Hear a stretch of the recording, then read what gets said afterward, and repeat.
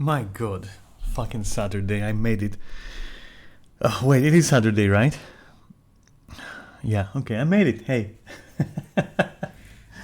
Alright. How are you doing? I hope you're doing okay. But before that, where's my pointer? That's the thing. Okay, by RetroKid. And this is the other thing we're gonna be looking at, which is titled Guild Wars 2 might be broken beyond repair, which apparently is a game design discussion by a game designer, I hope. But no, you don't obviously need to be one just to, discuss that. Why am I being recommended my own video? I just don't fucking know. But there we go. Why am I being recommended my own video? Anyway, I guess, it's something I would enjoy probably. But yeah, the Beyond Repair is, yeah, let's see. Anyway, a few things before we start. I might, I might laugh at certain things that the guy says, and I might make fun of the guy, but like, trust me, it's not personal. It's just in the moment of fun.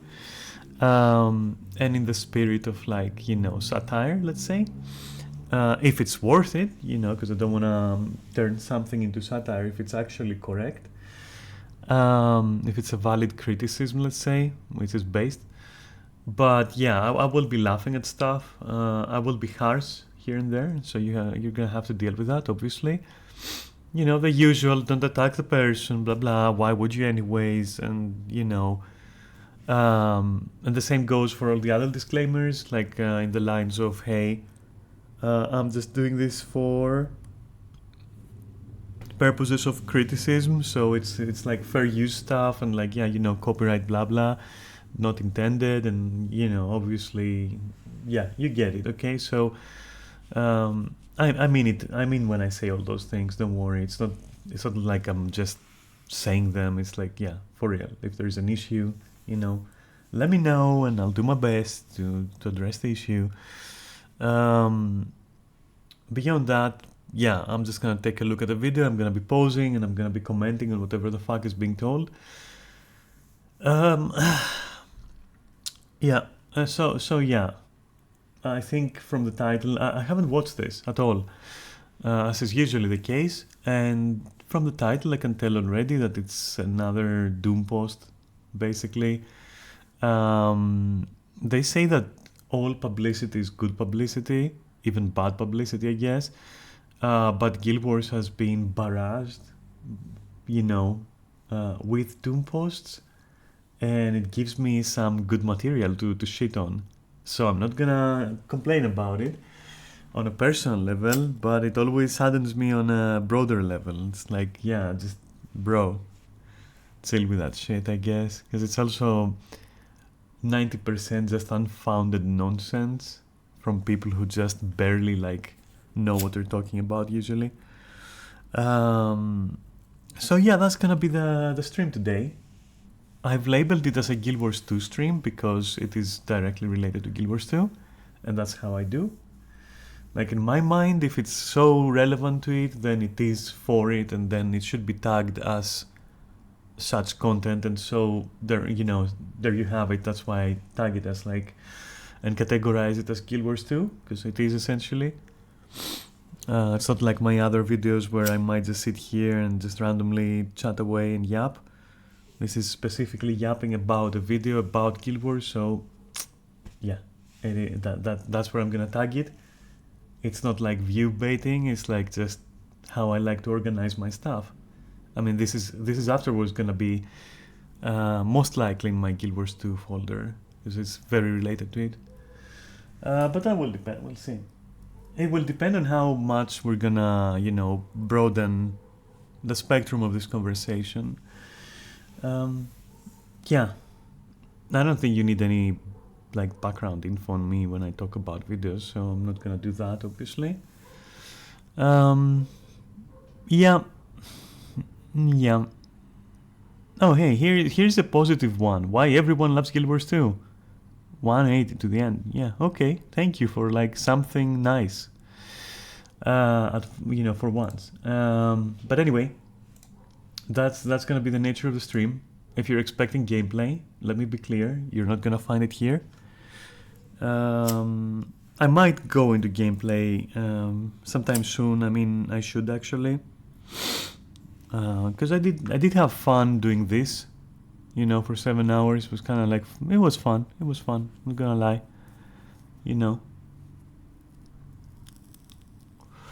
And basically that's it then. I have nothing else to say to preface this, other than I'll be muting. I hope the audio levels are good, which, let me do a check.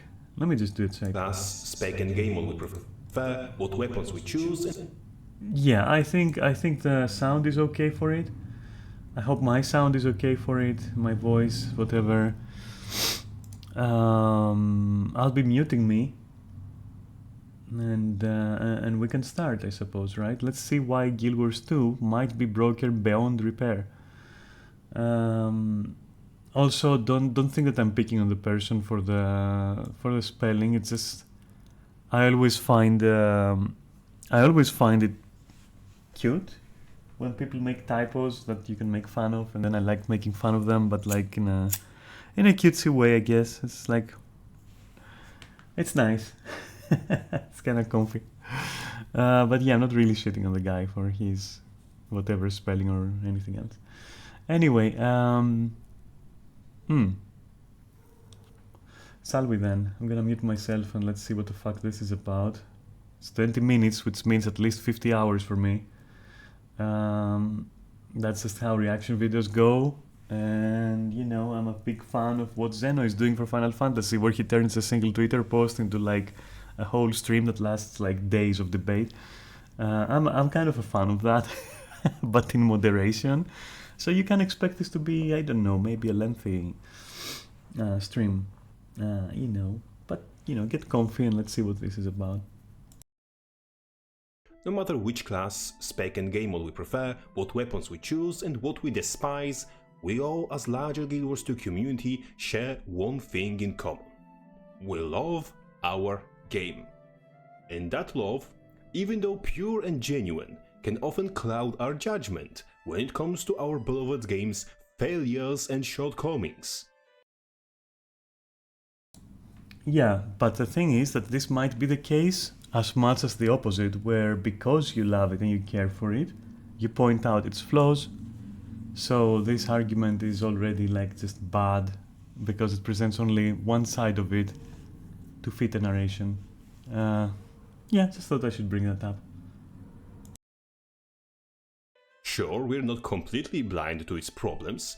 The calls to balance team to quote, fix the game have been loud and have been constant, but they also tend to ignore what the process of fixing the game would require, and therefore, once the balance team starts doing what they were bloody asked to, fixing the game, the community rallies against them in defense of a game-breaking mechanic because it was a part of the class identity.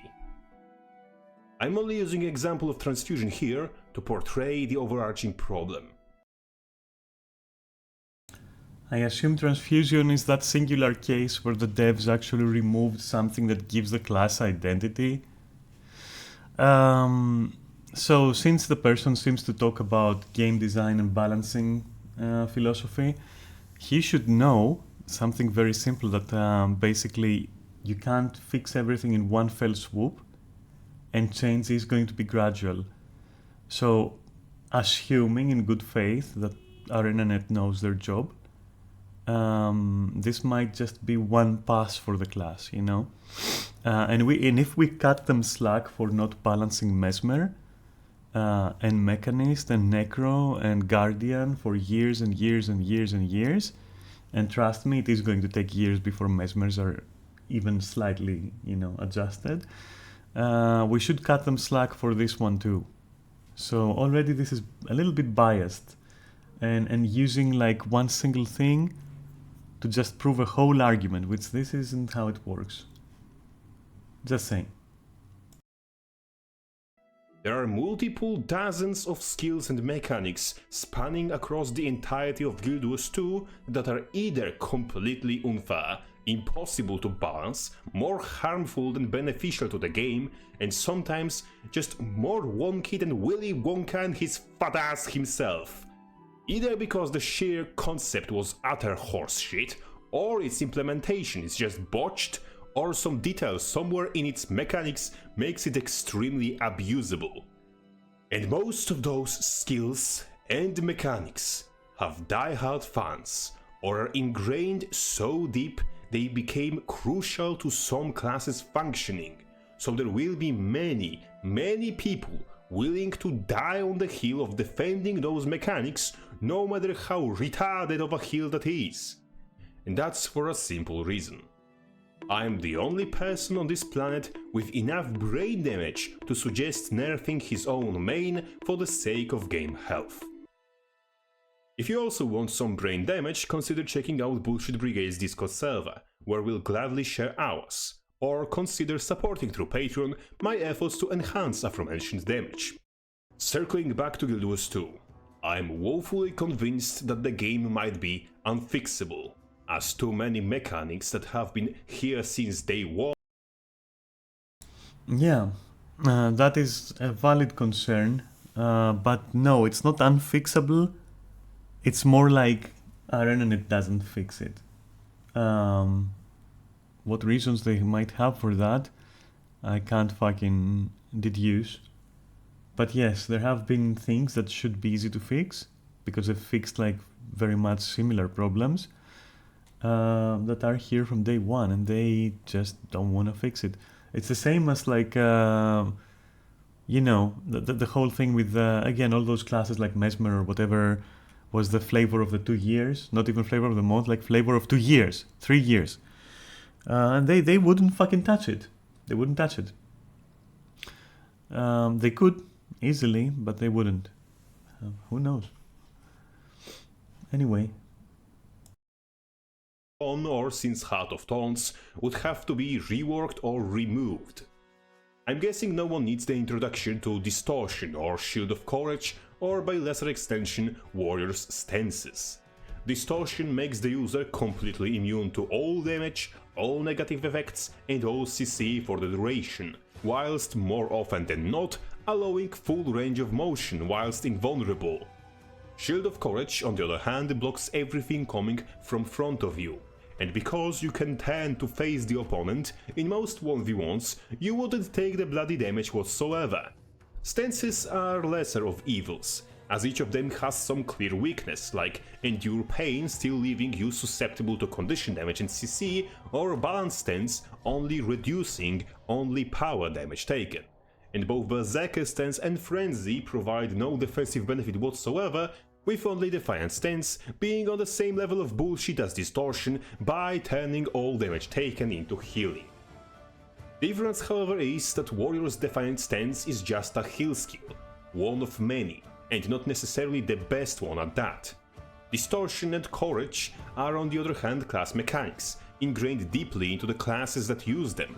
If we nerf Defiant Stance, which ArenaNet did, Warrior can just swap to a different skill and be relatively fine. If we nerf Shield of Courage, Dragon Hunter cannot swap to a different skill, so he'd be permanently hindered by such change. If we nerf Distortion, entire Mesmer population gets affected, meaning there's no way in hell to adjust that mechanic without going to war with every Mesmer on the planet. And it doesn't matter.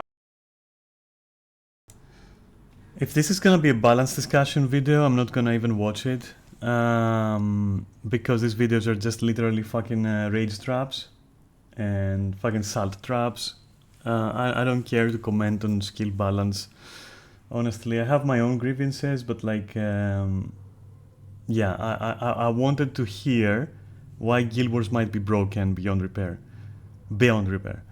I didn't want to hear about, oh, I think you should change Distortion to this to fit my own narrative. I don't care about that.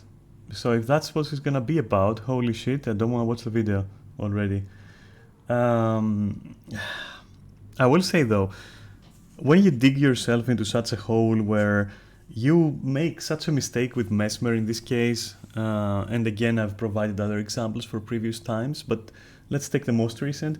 When you make a mistake with Mesmer of this caliber and you let it go for more than 2 weeks, and that's also generous by the way, already a lot of people are going to be rolling Mesmer, they're going to be starting to main Mesmer, to gear Mesmer, to play Mesmer, propagate Mesmer. Once it reaches that point and you're still not reacting, then when you do react, you should very well be aware that there is going to be outrage and, well, you have to fucking tank it. That's all it is. Because at the end of the day, all these babies are gonna be crying, but then they're gonna adjust like they always do, and then we'll continue and they'll find something else, and that's how you balance things, you know. You let your players fuck around with them, and once they break something, then you fix it, even if it means you're going to make some babies angry. You know, you're gonna be like, wah. That's how it is. Saying, oh, they can't do it because they will enrage people. No, that's just low-key saying, please don't fix it because I like it. Of course fix it, and let them cry. They'll get over it. They'll get over it. Instead, what ArenaNet chooses to do, which is like baffling to me, is instead of fixing those problems, they then go around and fix things that didn't need fixing too much to begin with. Just to show that they are doing something. And as much as I love ArenaNet, they are very much guilty of doing that. But I won't go into specifics. I'll just say, yeah, they do that, trust me. So, yeah. Matter that 7 Virtuosos is the meta for PvE raid clearing, or that every Mesmer spec in PvP and World v World has shorter average time to kill than available distortion uptime, and that distortion can be cast mid-CC. No Mesmer main will ever agree that distortion should be removed from the game. As of yeah, and that's why you should remove it from the game. Because if everyone is saying, yes, please don't do it, or everything, or my awesomeness is gonna crumble, then do it. Fucking do it. Fucking do it. Not to watch things burn, but because it is clearly, overused. Clearly overused. And if people are playing Mesmer for that, then they are not Mesmer mains, and you do not care, because they'll just go back to their main after they cry a little bit that they're not OP anymore. It's just how it is. Why be afraid of it? It's like, it's MMOs we're talking about, right? current, Mesmer is built and balanced around having unfair mechanics as core of his identity. Fixing GW2 as bringing it to healthy state of the game would have to include ground up rework of Mesmer as a class. I do not think Mesmer. So you think it's just Mesmer that needs that? No. Lots of classes would need that. Like, lots of elite specs, to be honest. Like, Warrior as a whole needs a complete rework. Mesmer apparently too. I wouldn't even dare go further because I don't like wanna talk about things that I don't know that well. But I will talk about things that I don't need to know that well to tell you what's up. So yeah, the point was a few classes needed. It's not just like Mesmer. And it's night time that this happens, in my opinion. But again, gradual change, So I just hope that's what's gonna happen, but probably not. Yeah, we'll see. But it's not just Mesmer, no. That was the point, like this guy is saying. Mesmer is just the current offender just because it overperforms so much that literally everyone is rolling Mesmer. So that's why it's so prominent. But it's not the only one, again. It's not the only one. You can also take a look at the least used classes and you'll see our elite specs and you will see what else needs fixing, honestly. And I'm not talking benchmarks because literally everyone is so obsessed. They go like, oh, you wanna fix Bladesworn, but Bladesworn can do 40k and so can Mesmer, so Bladesworn is okay. You're an idiot. You're a complete idiot and you're missing the whole picture. You literally can't tell the forest from the trees. Literally. You're just looking at a number at a bench of the most scripted thing I've ever seen in my life and going like, oh, it can do that. It's balanced. Disregarding context, circumstances, mechanics, movement, you just disregard anything and you're like, oh, can it burst for 40k for the whole load duration of 5 seconds? Balanced. You're idiots. If you think that way, you are idiots. Let's move on. Domains would really like that. But not just them.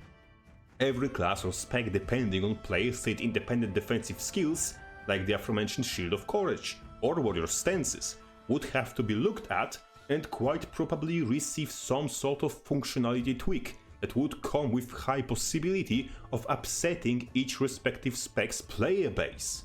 Because, as much as abilities like Distortion make combat temporarily unfair and one-sided, they have been so normalized that they're completely, fully accepted as they are, without. Yeah, but that's exactly the mentality which you want to fight against, isn't it? Saying that let's not fix the problem because it's been so long part of the game that like it is no longer seen as a problem, that in itself is the problem as well. That in itself is also the problem. Yeah, this guy's logic is so far, holy shit. Grinds my gears. Let's go on. The consideration for the fact that abilities of such magnitude would probably end up on an ultimate in any competitive game other than Guild Wars 2. And here they are as a core mechanic that can have its cooldown be reset or achieve considerably high uptime, because the F in Guild Wars 2 stands for fun. But not to overfixate on Mesmer, let's use him as a trampoline to talk a little bit about stealth. Stealth in Guild Wars 2 is one of, if not the worst implementation of this mechanic I have ever seen in a video game. And believe you me, I have seen more horse shit than your stereotypical rancher. But nothing of course takes the cake from the game where use of a damaging skill doesn't break invisibility. In fact, missing the hit or hitting a block doesn't break the stealth either. Only fully connecting the hit and dealing damage with a skill will break invisibility. That essentially means that if player fighting an invisible foe manages to predict them and dodge or block the opening strike, he is being punished for predicting well, by not only wasting a dodge or cooldown, but also allowing the enemy to stay hidden and re-engage at will. And if he doesn't predict the enemy, he takes damage of course. Which creates a lose-lose scenario that's incredibly unfun to deal with and quite frankly shouldn't be in the bloody game to begin with. On top of which, that problem is exacerbated by the fact. So stealth I will agree with. It's always it's always going to be, I've been saying this for years whenever I've been asked about stealth in conversations with friends or whatever. And it also, I always loved stealth, let me tell you that. I always loved stealth, but I moved away from it eventually. I was one of the most notorious player killers in Ultima as a ninja, which was stealth based. Towards the end of my Ultima career, let's say, towards the end of those very sweet 16 years, 17 years, I was literally sought after from, PvP guilds for my stupidly good usage of stealth. I love stealth in games, especially in PvP, but I moved away from it because of what I'm going to say, which is that point I wanted to make. Stealth in games, and especially competitive games, is either going to be completely useless, or absurdly broken. The reason I moved away was like, the cases in which it's absurdly broken are so few across, you know, the time space of gaming. I mean, Skyrim, I guess, is one of them. Apparently, Guild Wars, you know, competitive play, so PvP of any kind, also has really, really strong stealth. But I really just can't think of any other game where it was like so crazy. I think some phases of World of Warcraft, it had been annoying, like getting stun locked back in where was that? Like, was that even in like Burning Crusade or something? Where the whole stun locking thing started becoming a, you know, a thing people said, like stun lock. But then that stopped, I guess. So yeah, that's why I just, you know, didn't I moved over from it. But to get to the point though here, yes, it's very strong in PvP, but it's not that strong in PvE. Now, that's not to say that it's fine as it is, but what I was going to end up saying is switch them around, honestly. Because stealth in PvE, of the caliber that you see in PvP, would actually make some really interesting builds and rotations viable for Thief. And I would very much like to see that, you know, an actual glass cannon, you know. Whereas if you use stealth in PvE, you will notice that it's like very, you can't really base on it. You know, it can give you like a momentary advantage, let's say. So I think it should be swapped around because it's a good stealth system and you do feel useful. So why not take the very strong version of it and put it in the more mainstream content, which is like the PvE stuff, and let people play around with stealth builds since, you know, you're playing Thief, right? Because I think, for example, a reason why Daredevil was introduced must have been, and this is pure speculation, must have been because exactly the whole thing of stealth thief in PvE wasn't working. So it needed a more front-loaded, in-your-face power DPS kind of style, and so they went for that. And hence Daredevil. That is my speculation here. So yeah, just I would say just swap them around. Put the more limited, a little bit more useless and easier to counter version, which we see in PvE, that just gives you a momentary advantage, or just allows you to access like one move once, something like that. Put that in like World versus World, and instead take the more robust version to PvE. I think. I don't know. I'm just saying. It sounds like an idea. Because from what I hear, because, you know, even when I do World versus World, I don't really stealth with my Thief. I can't fucking bother. I can't bother, honestly. It's just that, because I don't really play seriously. So I just go whatever, you know. But it sounds like if it's so strong in World versus World, which I have seen evidence of that, just swap it around, because I would love to be able to do that stuff in PvE, you know, and base not on dodging, but on actually being stealth. That would feel so good. That would feel awesome for PvE. I'm not even gonna lie. You know, it's something. It will be something amusing, I feel. But yeah, I don't know. To me, stealth, as far as I've encountered thieves and whatnot, it isn't more an issue than, for example, stumbling on a wild mesmer and then proceeding to get gangbanged by 50,000 clones and like not even knowing who the real one is and like stuff like this. It's so fucking overwhelming encountering a mesmer in the wilds. As well as like there are other classes that are also equally overwhelming, like to me at least, as a very casual 150 rank player, 149, 150, whatever. A lot of things are easily overwhelming me to the point where I'm gonna say it and you can hate me, but at least on that low level, I don't seem to be affected that much by thieves stealthing Or maybe it's because I just know what they're about to do, and I kind of like break that and reset it. Sometimes less successfully, sometimes more successfully. Maybe it's because of like, that was an earthquake, by the way. I hope that's the only earthquake. We'll see. If I have to stop the stream, I'm gonna stop the stream, by the way. Just telling you right now. So yeah, maybe it's because of my experience, my own experience with stealth in games, and you know, that I don't find it that overwhelming. Whereas on the other side, somebody just immediately going full Naruto mode and like assaulting me with like fucking shadow clone jutsus, and then like placing shit at my feet that literally delete me instantly. I don't know, it doesn't feel that good.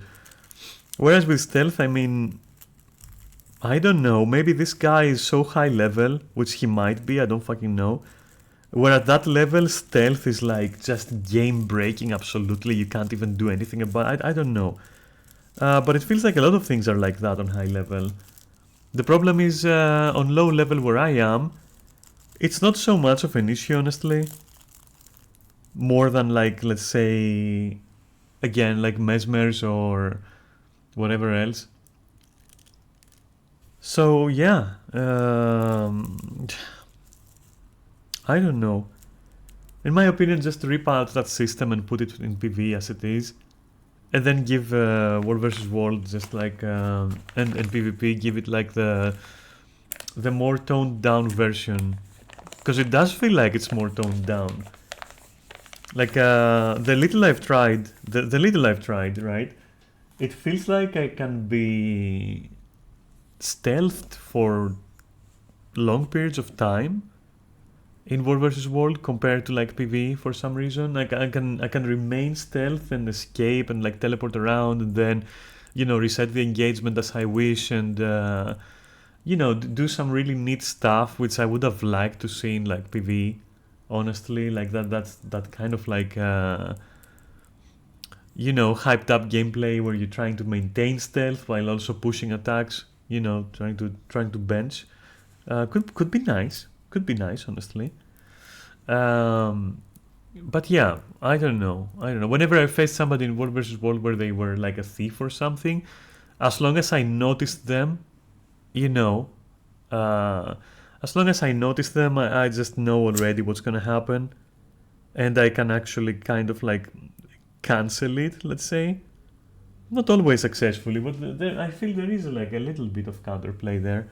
Again, that's very low level, so who the fuck knows if like the people I'm facing, maybe they're also like extremely low level. Who the fuck knows, right? But yeah, that's my experience. Like they're kind of predictable.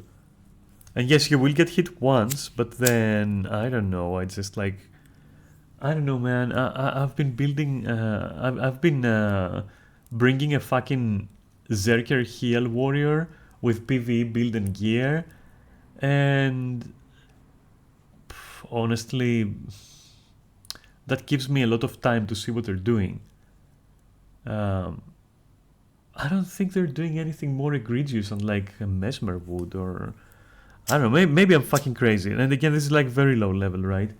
But that's not the discussion I wanted to have. The discussion I wanted to have is that strong, healthy stealth, bring that to PvE. And bring the other, you know, the PvE things, bring them to PvP. Because they feel definitely more limited. Like in PvE, I can't like just stealth around during combat all the time and like, you know, set up shit and like there is no such play. It's just literally you have to bench. And again, I think that's why, you know, Daredevil was introduced as well, in my opinion.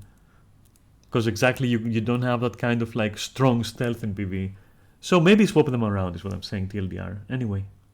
That every dingleberry and their goulash can access stealth, even if that's not part of their class's general toolkit. As all smoke fields in the game grant said stealth indiscriminately. So you can have the lose-lose stealth mind game experience against a rampaging warrior, because why the fuck not? In fact, in game modes such as World v World, you'd have to have a cheat engine installed and running just to know for certain whether or not there isn't entire fucking enemy Zerg in stealth right in front of you, as currently only in-game warning of such danger you'd get are dropping frames. Now riddle me this. How many Ranger, Mesmer, Thief or even NG mains would react allergically to any mention of potentially reworking stealth in Guild Wars 2? Huh? But that aside, problems with stealth are also enhanced by the fact that certain classes have quite stupid amounts of on-demand access to it. And by certain classes, I mostly mean Thief. Thief's class mechanic, that is, replacing all weapon skill cooldowns with a singular resource. Bro, the salt is real. I'm not gonna lie. The salt is real. Just move on. I'll let him yap about his own personal grievances. Because, like, yeah. He was like, oh, yeah, I'll summarize what this guy is saying. Yeah, my main, the Mesmer, yeah, kinda broken, but you know what? It's so broken, don't bother fixing it, because, like, I'm also enjoying it too much. But that Thief guy that killed me, bro, nerf that guy. Nerf that guy. Let's go Queen, let's go Janet, nerf it.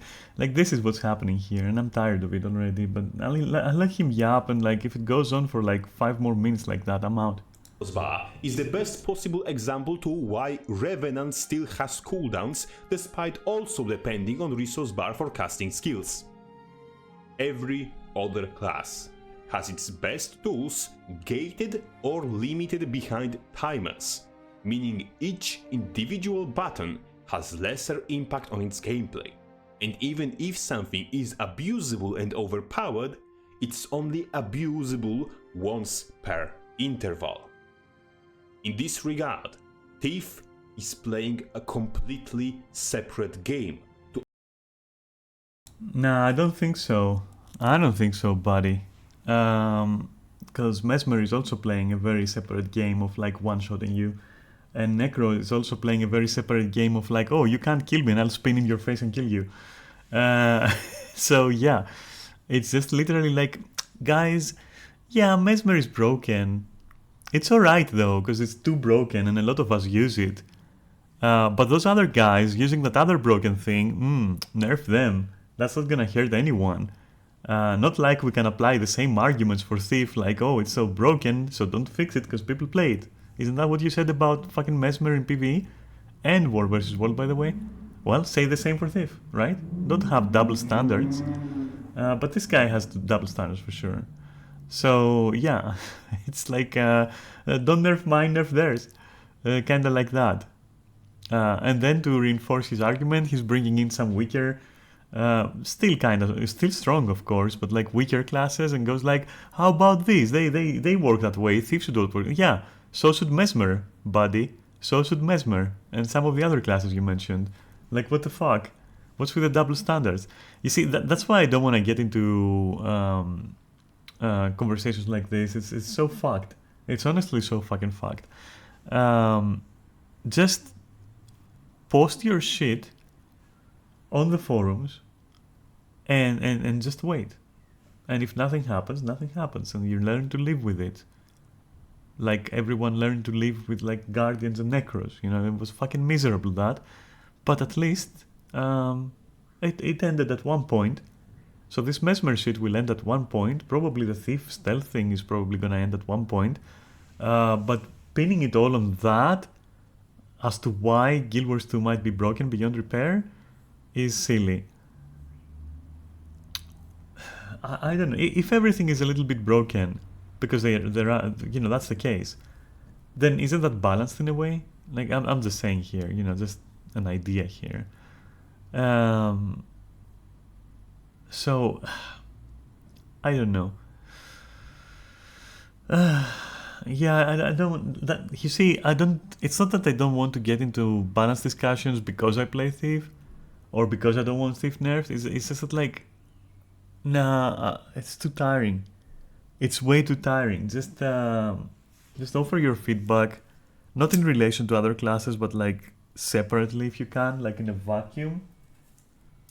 Like, oh, you know, I play Thief. I've noticed that this button over there Well, that one is, with that damage and this cooldown and this resource and that thing, it seems to overperform, blah blah. And yeah, just put it like that, and that's it. You don't need to be like, oh, if mesmers do that, I want to do that. If thieves do that, then mesmer should be buffed. Just in a vacuum, express your concern and move on with your fucking life, I guess. I don't fucking know. It's almost like what I did with remember when I played Marvel Rivals and I was like, oh damn, I hope they change Iron Fist. Yeah, just that's like, just do that. I don't know, if you feel strongly about it, just go on the forums and say, hey, I feel Iron Fist's ability takes too little effort for the reward. That's it.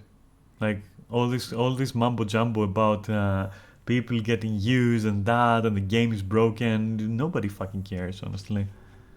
Is this your opinion as a whatever main against another whatever main, and you're seeing everything through that glass, and you're falling into extremely high amount of fallacies here, and it's tiring to watch. Anyway, moving on. Everyone else. His damage rotation in PvE encounters for almost since the dawn of time was just holding down whichever button does highest DPS and auto-attacking when out of initiative. Meanwhile, in versus modes... Bro, I like how everyone downplays everyone else's mains. I'll tell you my experience with Thief. Honestly, it's very nice to try and weave all the dodging along with... as he said, when you have your burst, of course, you do want to be using your... what was it called again? Whatever skill that is. And I don't remember the names, they're kind of goofy. The one that used to spin you. And then, outside of that, though, and during movement and all that, you would want to ideally weave some fucking dodges in there just to keep the bonus up. You would want to not overdo it with your auto attacks. You do want to weave some initiative spending in between as well. And it's nice to try and find the ideal amount to spend and all that shit, depending on what's going on. It's also nice to try and replace your flying daggers or whatever with something else that might help in an encounter, for example.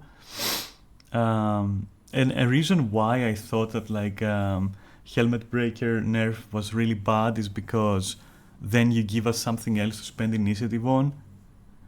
So if there is a complaint that the class is too simple, I wouldn't say nerf it, I would say give it more utility, which ArenaNet has taken away from actually, so that people have incentive to spend their initiative otherwise. In some situations, I find it, for example, optimal actually to use that projectile block with the staff, just to send the projectiles back, which actually gives me more bursty damage, and especially if I time it with my own burst, it kind of gives me a nice thick increase. It's niche, but it happens, and blocking projectile is always nice as well. It can be used, for example, on Skinner on a pinch, just for a second survive more. You can also decide based on the targets you're facing, if maybe that weird stuff jump and pound move, which again I just don't remember the name, will net you more than just spinning your stuff. So I would not say that the case here is how strong it is or something. It's just that for some stupid reason the devs went and removed CC, right, from Helmet Breaker. I mean, you can still CC, don't get me wrong, but it is now you just can't hold it down. So the whole what's your initiative as you hold it down because you might overdo it, and also the usefulness of it is gone, right? I guess the thought with that was to force thieves to switch to pistols for CC, because that's clearly better. From what I've played at least, it's clearly better. The problem is that again with pistols you just don't get enough utility. So, yeah, that's the problem, not how strong the attacks are, or how much initiative you get, or like that there is no cooldown. That's not the issue. The issue is that we don't have options. I would argue, therefore, that that's why comparatively other classes are in fact stronger, because they bring a lot more without losing damage or utility or CC or anything else. And so why are we complaining about Thief? Thief only has one of those. So yeah, I don't know. I don't think Thief is cheap. And I think the only reason why it doesn't have that deep gameplay is because developers are stupid enough, like those in charge of balance right now, are stupid enough to actually remove utility from Thief. And I'll tell you something else. Thief already has insane utility, but outside of combat, which is weird considering Guild Wars is about combat. Like, your 80% of what you're gonna be doing is combat, right? So yeah, Thief, you can say Thief has so much utility, you can make some skips, you can make some tricks.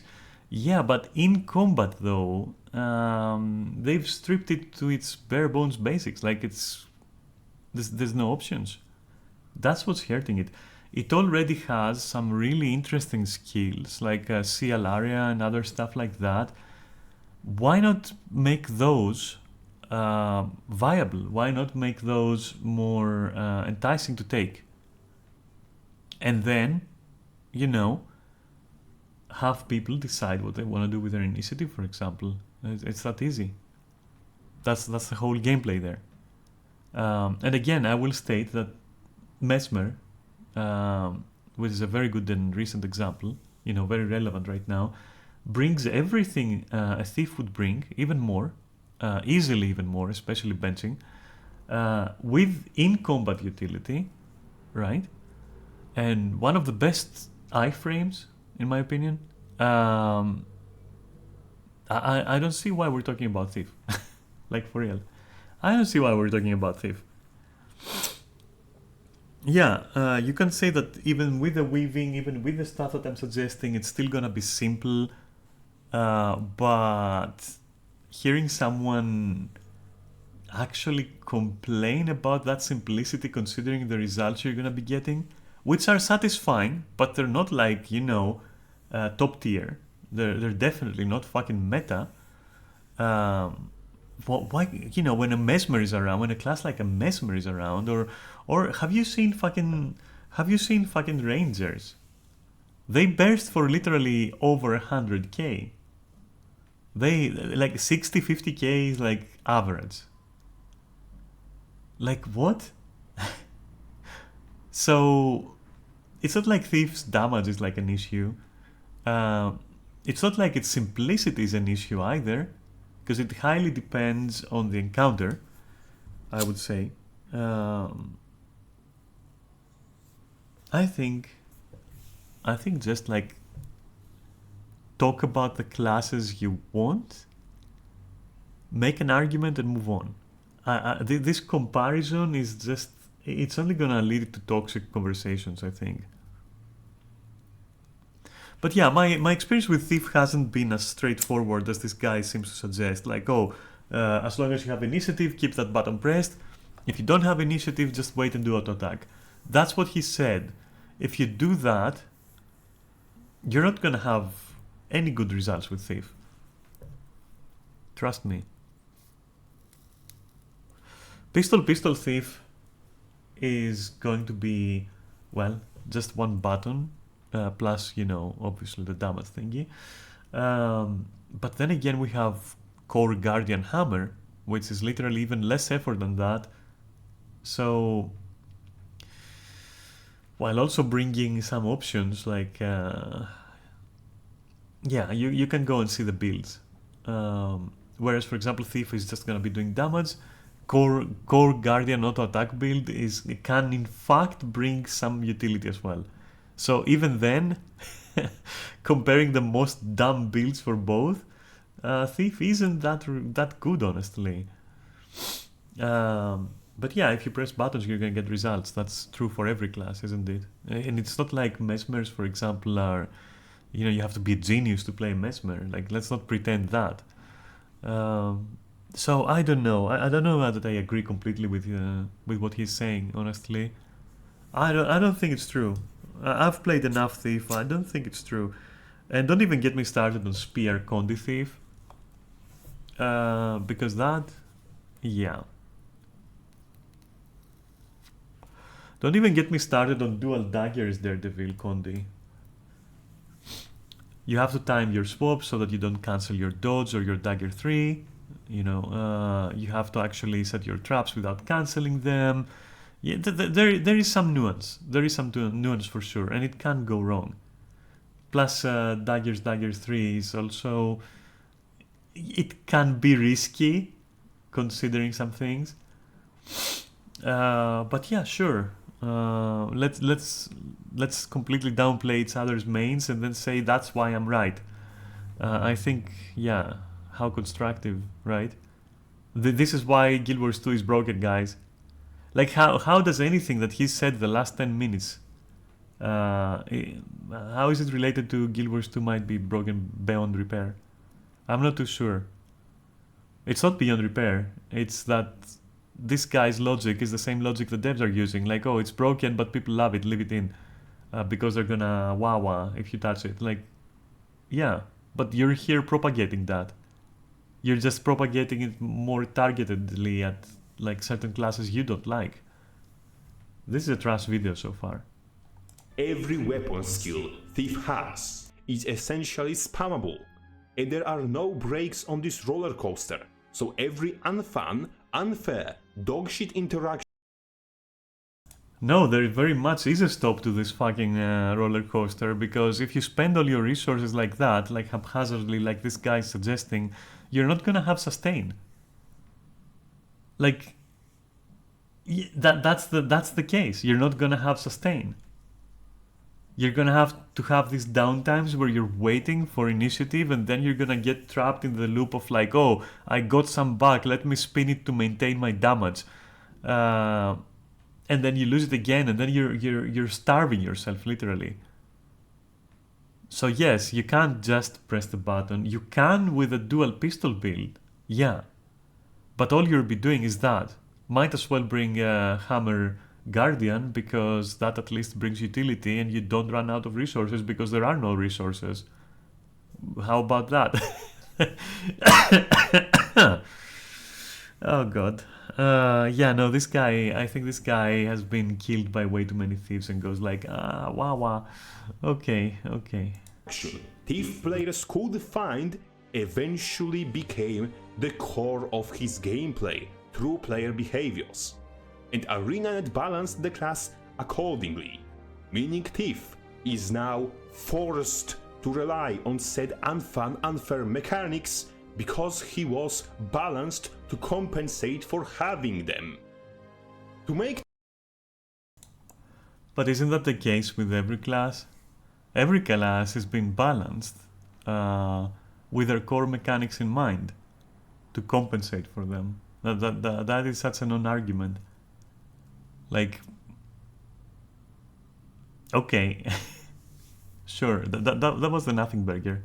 Thief in any ways bearable to deal with, we'd have to rework the class, starting with initiative, rework stealth, rework probably most of his weapons, and rebalance the entire bloody thing. And imagine the response you'd get from a Thief main if you suggested that. I'm going to shit yourself. Yeah, so just do it, you know, but don't do it only on Thief. Let's do it also on the other classes that this guy seems to say.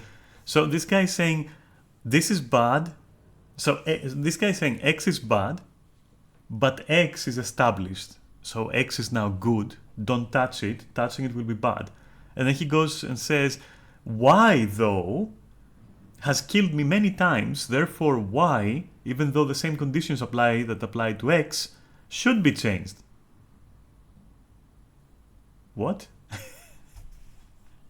Okay. Now, let's pick up the pace a little bit. Do you consider a Dragon Hunter arriving on a side node with spammable blocks and ages, including ages giving you ages, up to 10 seconds of block from 2 casts of Shield of Courage, and a consecration skill lasting up to 7 seconds that blocks projectiles, heals allies inside, and prevents enemy from standing in it, combined with Hammer 5 ward for a total of 12 seconds, during which enemy pretty much cannot access the point without burning stability, and on top of that, he has a heal skill which is a hard block. Imagine what a wholesome, jolly experience must fighting that thing be. Oh wait, you don't have to. If you queue ranked, you have a chance of experiencing it yourself. Moving on. Say hi to Necromancer. Problem with Necromancer is a little simpler to explain.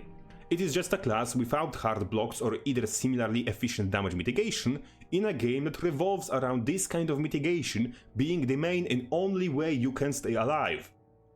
Not to mention, Necro can be forced out of his fucking class mechanic with damage pressure. The closest thing Necro has to a good defense is Infusing Terror, which only reduces damage taken. Even with all defensive skills Necromancer can master, he still doesn't have enough damage mitigation and not enough shroud health to function properly within an average teamfight. And on the other hand, it has too much health to be bearable to fight against in a 1v1. Yeah, but now he's comparing apples to oranges, like even worse, maybe beans to apples.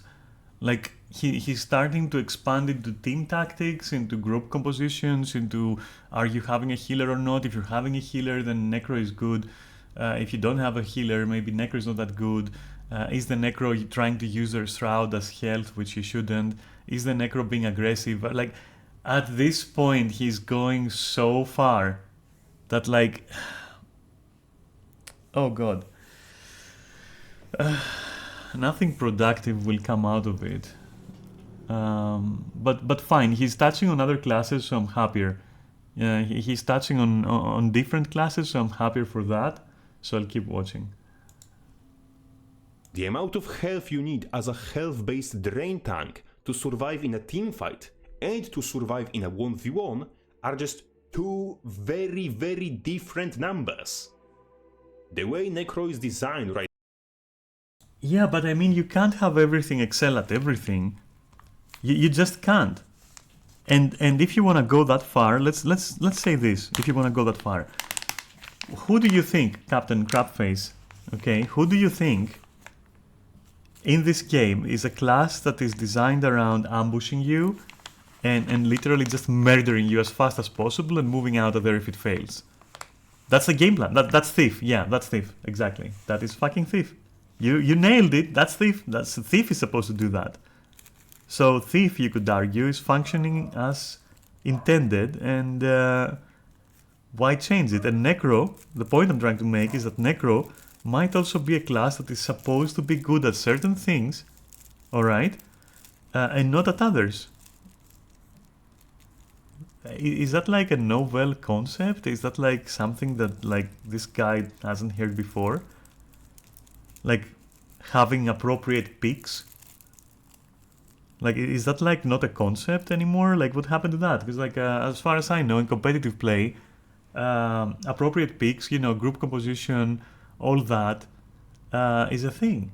And some things are not meant to excel in everything, right? So, I don't know, my dude. Counterplay? Ever heard of that? You know, appropriate conditions? Ever heard of that? Appropriate game modes? Come on, dude. Like, this is literally him saying, oh, Necro isn't good at everything. Life sucks. Right now, he can either be underpowered health-wise in teamfight or overpowered in 1v1s, because the less damage he takes, the longer he can stay in Shroud, meaning he gets much higher Shroud uptime in 1v1 than he does in teamfights. And Shroud is his bloody class mechanic, which enables majority of his bloody damage. Necromancer needs a rework to how Shroud functions to ever be actually balanceable in the first place. Oh, so for Necromancer it's a class mechanic, so buff it, but for Thief it's a class mechanic, so nerf it. I don't know.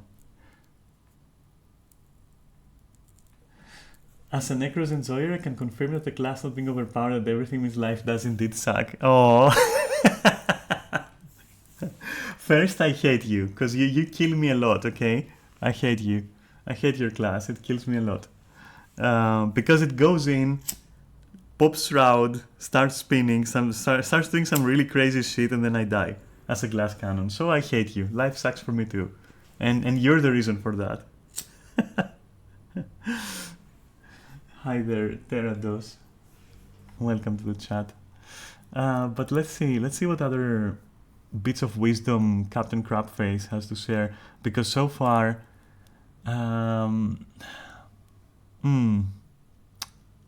so far it's like, nah.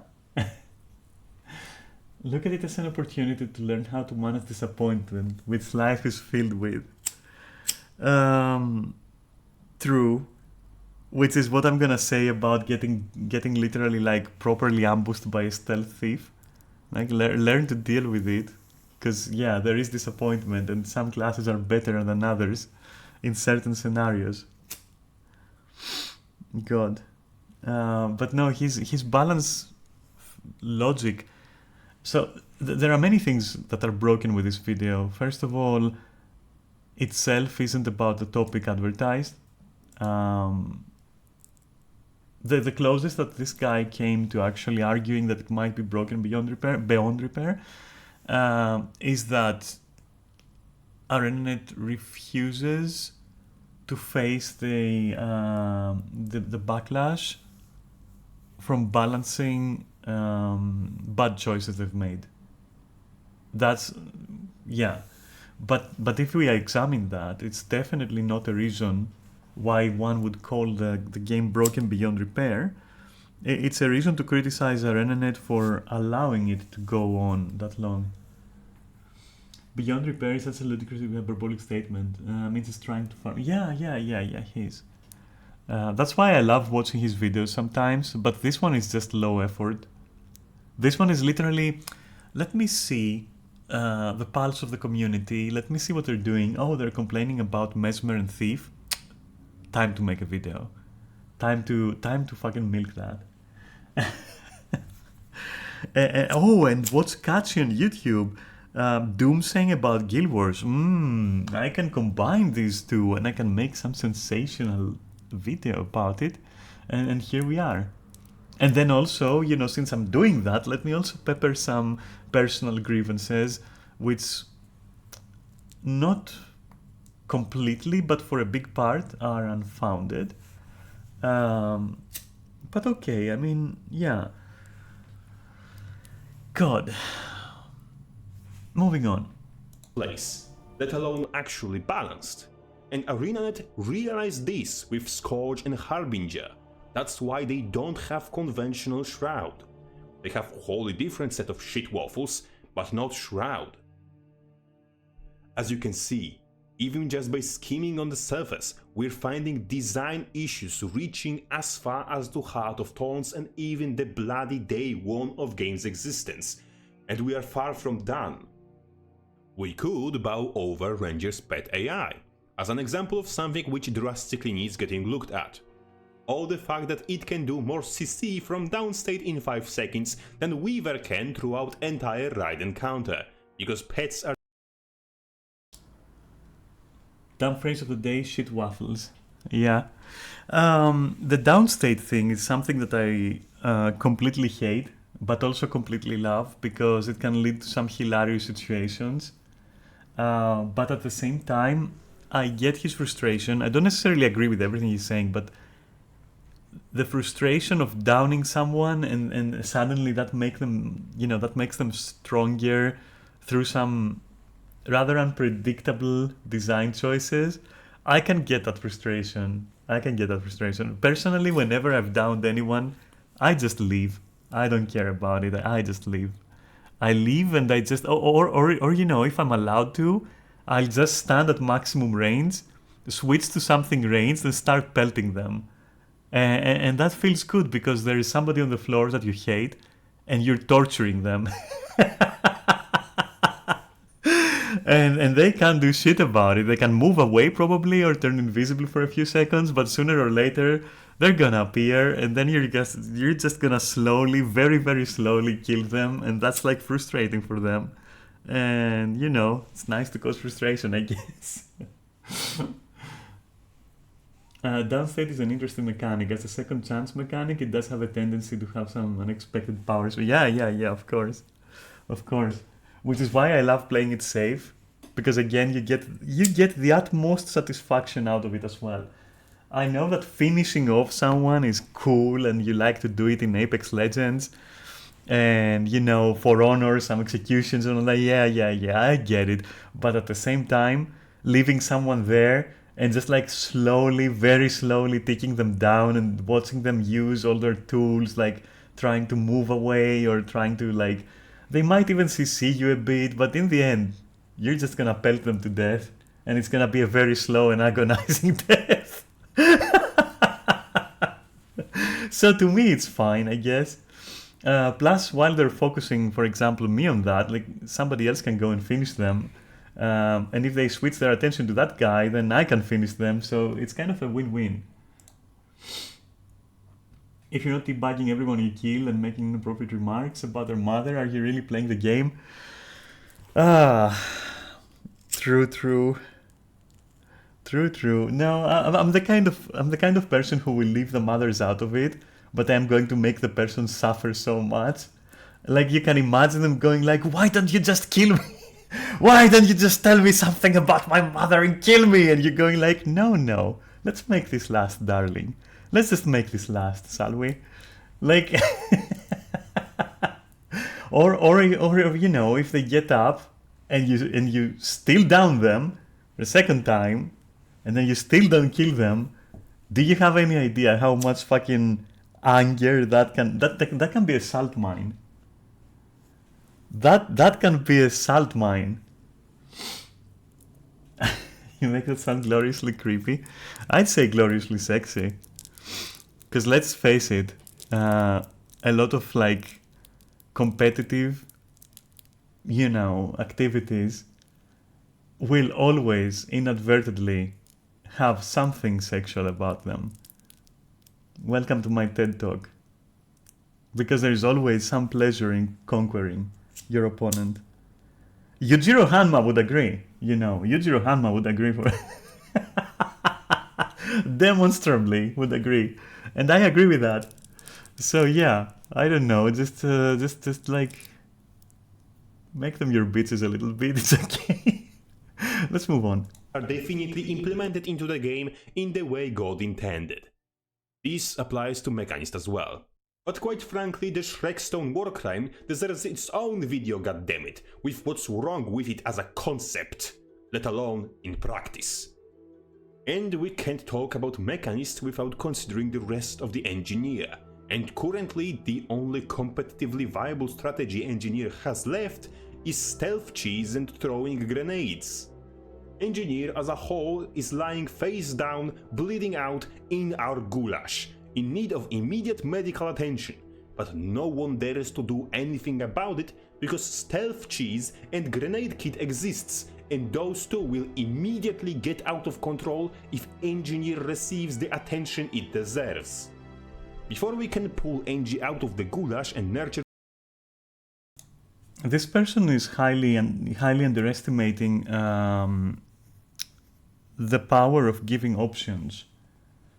Because if all options are powerful, and if they make other stuff powerful, then you give players more creativity, right? Which is healthier for the game. Sure, it might be broken for a while, but let's face it, we're not strangers as Guild Wars 2 players, we're not really strangers to things being completely overpowered for more than a year. So, yeah. False dichotomy, he implies you can't fix engineers, if they need it, without also breaking grenades. As if it's not possible to balance both. Yeah, it is possible to balance both. But, you know, entertaining the notion that it's not, that it temporarily will be not, because that's the closest I can get, temporarily will not be, sorry. Even then, you're giving engineers options, and trust me, people love options. They will explore them. They will explore them for sure. And then that's when you start balancing, right? When you see trends appearing that are overwhelming, that's when you start balancing it. This is where ArenaNet fails. They see it happen and they just sit on it. Now, yeah, it could be because they don't want to face the backlash. It could be. But that's not a reason why one would state that the game is broken beyond repair. And twiddling your thumbs is definitely the worst option than actually experimenting. Not like engineers are short on options to begin with. They have a bafflingly large array. Yeah, they do. Tweaking could make any or all of those more viable. Yeah, I would love to see, for example, flamethrower, right? Being a viable option. And I will even argue right now, because like everything, so in every discussion I've had with World versus World and PvP enthusiasts, they are so fucking blindfolded and so hyper focused on what's considered meta by some arbitrary YouTube genius that they don't really accept the viability of other things on the basis of like they do 1 DPS less. Like that is crazy to me. People are telling me don't play short bow thief on World vs World. Have you got any clue how many fucking kills I can farm and assists I can farm with my short bow? It is insane. It is insane, and it makes enemies like completely stressed because they're getting pummeled by not so much damage, but it's the constant plinging of multiple targets in a blob that you can see it in how they react, that it actually kind of stresses them. And that's valuable. That's actually a valuable tool. You know, especially if you land like that weird grenade thingy that the short bow has. It's like, you can see them kind of like acting very erratically after that for a bit, which can break a blob.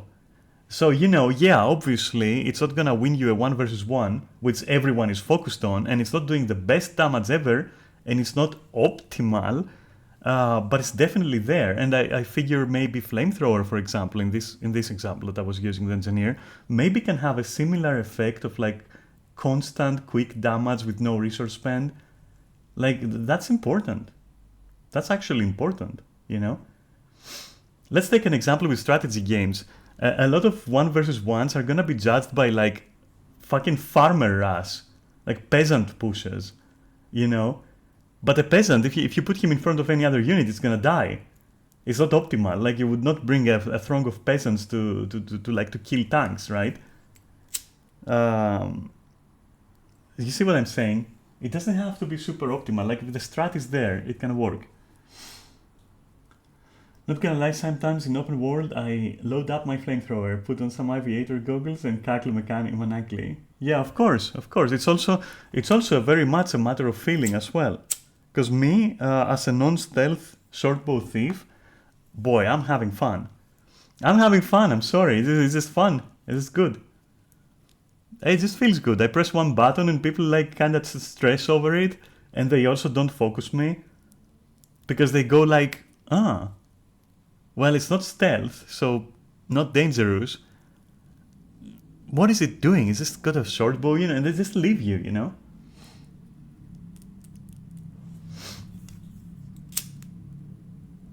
And then suddenly they realize they're getting fucking destroyed because they're missing health slowly. And then somebody else goes in there, and their power move, their power play is going to be that much more effective for the missing health. And you're reaping the rewards, you know, without ever being in danger.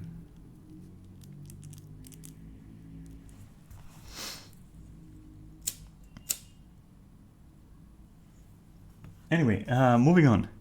Let's see what other bits of wisdom we can distill from here. Him back to health, we'd have to amputate the stealth cheese and grenade spam, so they won't immediately become overpowered. How about you fly that idea before some NG main aware of how deep in the gutter his class is and garner his reaction? Spoiler alert! This is a pattern that repeats with almost every class in competitive game modes, and even some broader game mechanics. Push is impossible. I've noticed that while he's saying that and while he's touching many classes, when it came to commenting on Thief, he just literally said that everything about it is super ultra broken. When it came to Mesmer, he said, "Oh well, that's broken, but that's okay." Then he went to Necro and said, Necro can't win everything." Like he's all over the place. He's literally all over the place, and he does play favorites. And in Zanir the same. He's like, "Oh, don't buff it, don't you dare buff it, because then it will break everything because I said so." He's like all over the place, literally. Moving on. Possible to ever be functional, so long rallying on kills is still in this game. Thief will never be balanced, so long stealth isn't reworked. Every instance of shadow step or teleportation that disobeys lines of sight should be strongly considered for rework or replacement. Every player state independent block or immunity should be strongly considered for rework or replacement. All of the cooldown shenanigans, be it traits reducing skill cooldowns or initiative, need to either be completely removed from the game. What the fuck is my guy saying? What the fuck is my guy saying? I lost track completely. He's going into the territory of like, I have a dream that one day humanity will stand united without the ability to stealth, without the ability to, like, dude, you're preaching. You're literally going like, I believe we shall not go silently into the night. We shall fight and we shall win. Oh my god, like the appeal to emotion here with the music, with the dramatic, like, what is that, like Mass Effect music or something? I don't even know. It is. You're good, buddy, I'll give you that, you're good. Or in Initiative's case, probably turned into something closer to how Revenant operates, because it's a complete travesty with how it is right now. And the biggest of problems is what I was alluding to from the very beginning. This game is unfixable because the community will rather watch it. You're the community, and you're like literally propagating your fixes instead, pretending that this is what should happen, as opposed, like, taking, I don't remember the name of the fallacy, but like when you're taking a major problem and you're saying because that problem exists, my solution is right. Isn't that like that's I'm pretty sure there's a word for it. I'm pretty sure. Like he's using something to push his own agenda, something that, however, he has no fixes, just fixations. Yeah, that's true. That's true. He's very fixated with Thief. He's very fixated with Thief. Oh boy. You know what I'm gonna do, right? In about 10, 11 days, I'm waiting for a guild member to move over to like my server. When that happens, I've already told them, you know what? I want to graduate from like Shortbow Thief. I want to be the most frustrating motherfucker anyone has ever fucking encountered, especially in a team setting. Like, give me a build that will fucking frustrate people in a team setting, and I'm so ready for it. I'm gonna farm people like this. I'm gonna farm their tears, like for real. It's gonna happen. It's gonna happen. I don't even know how to play, but it's gonna happen. And you know, I know this is anecdotal and very, it's empirical and anecdotal, but I'll say this. I have gone from rank 0 to 149. Shit, phone call. Just a second.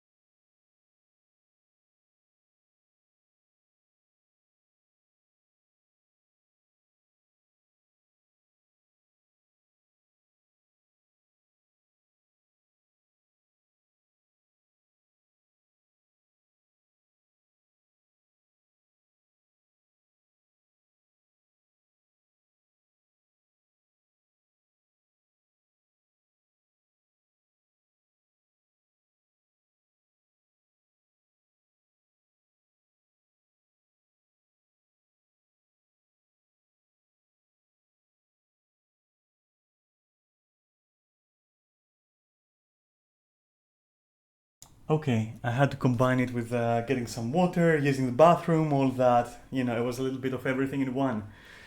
But I'm back as soon as I put my jacket on because I'm kind of cold. But I'm back, yeah. Sorry for leaving abruptly.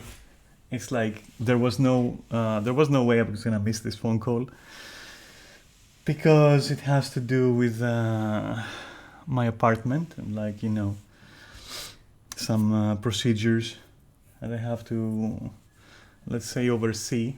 Um, all right, let's go on.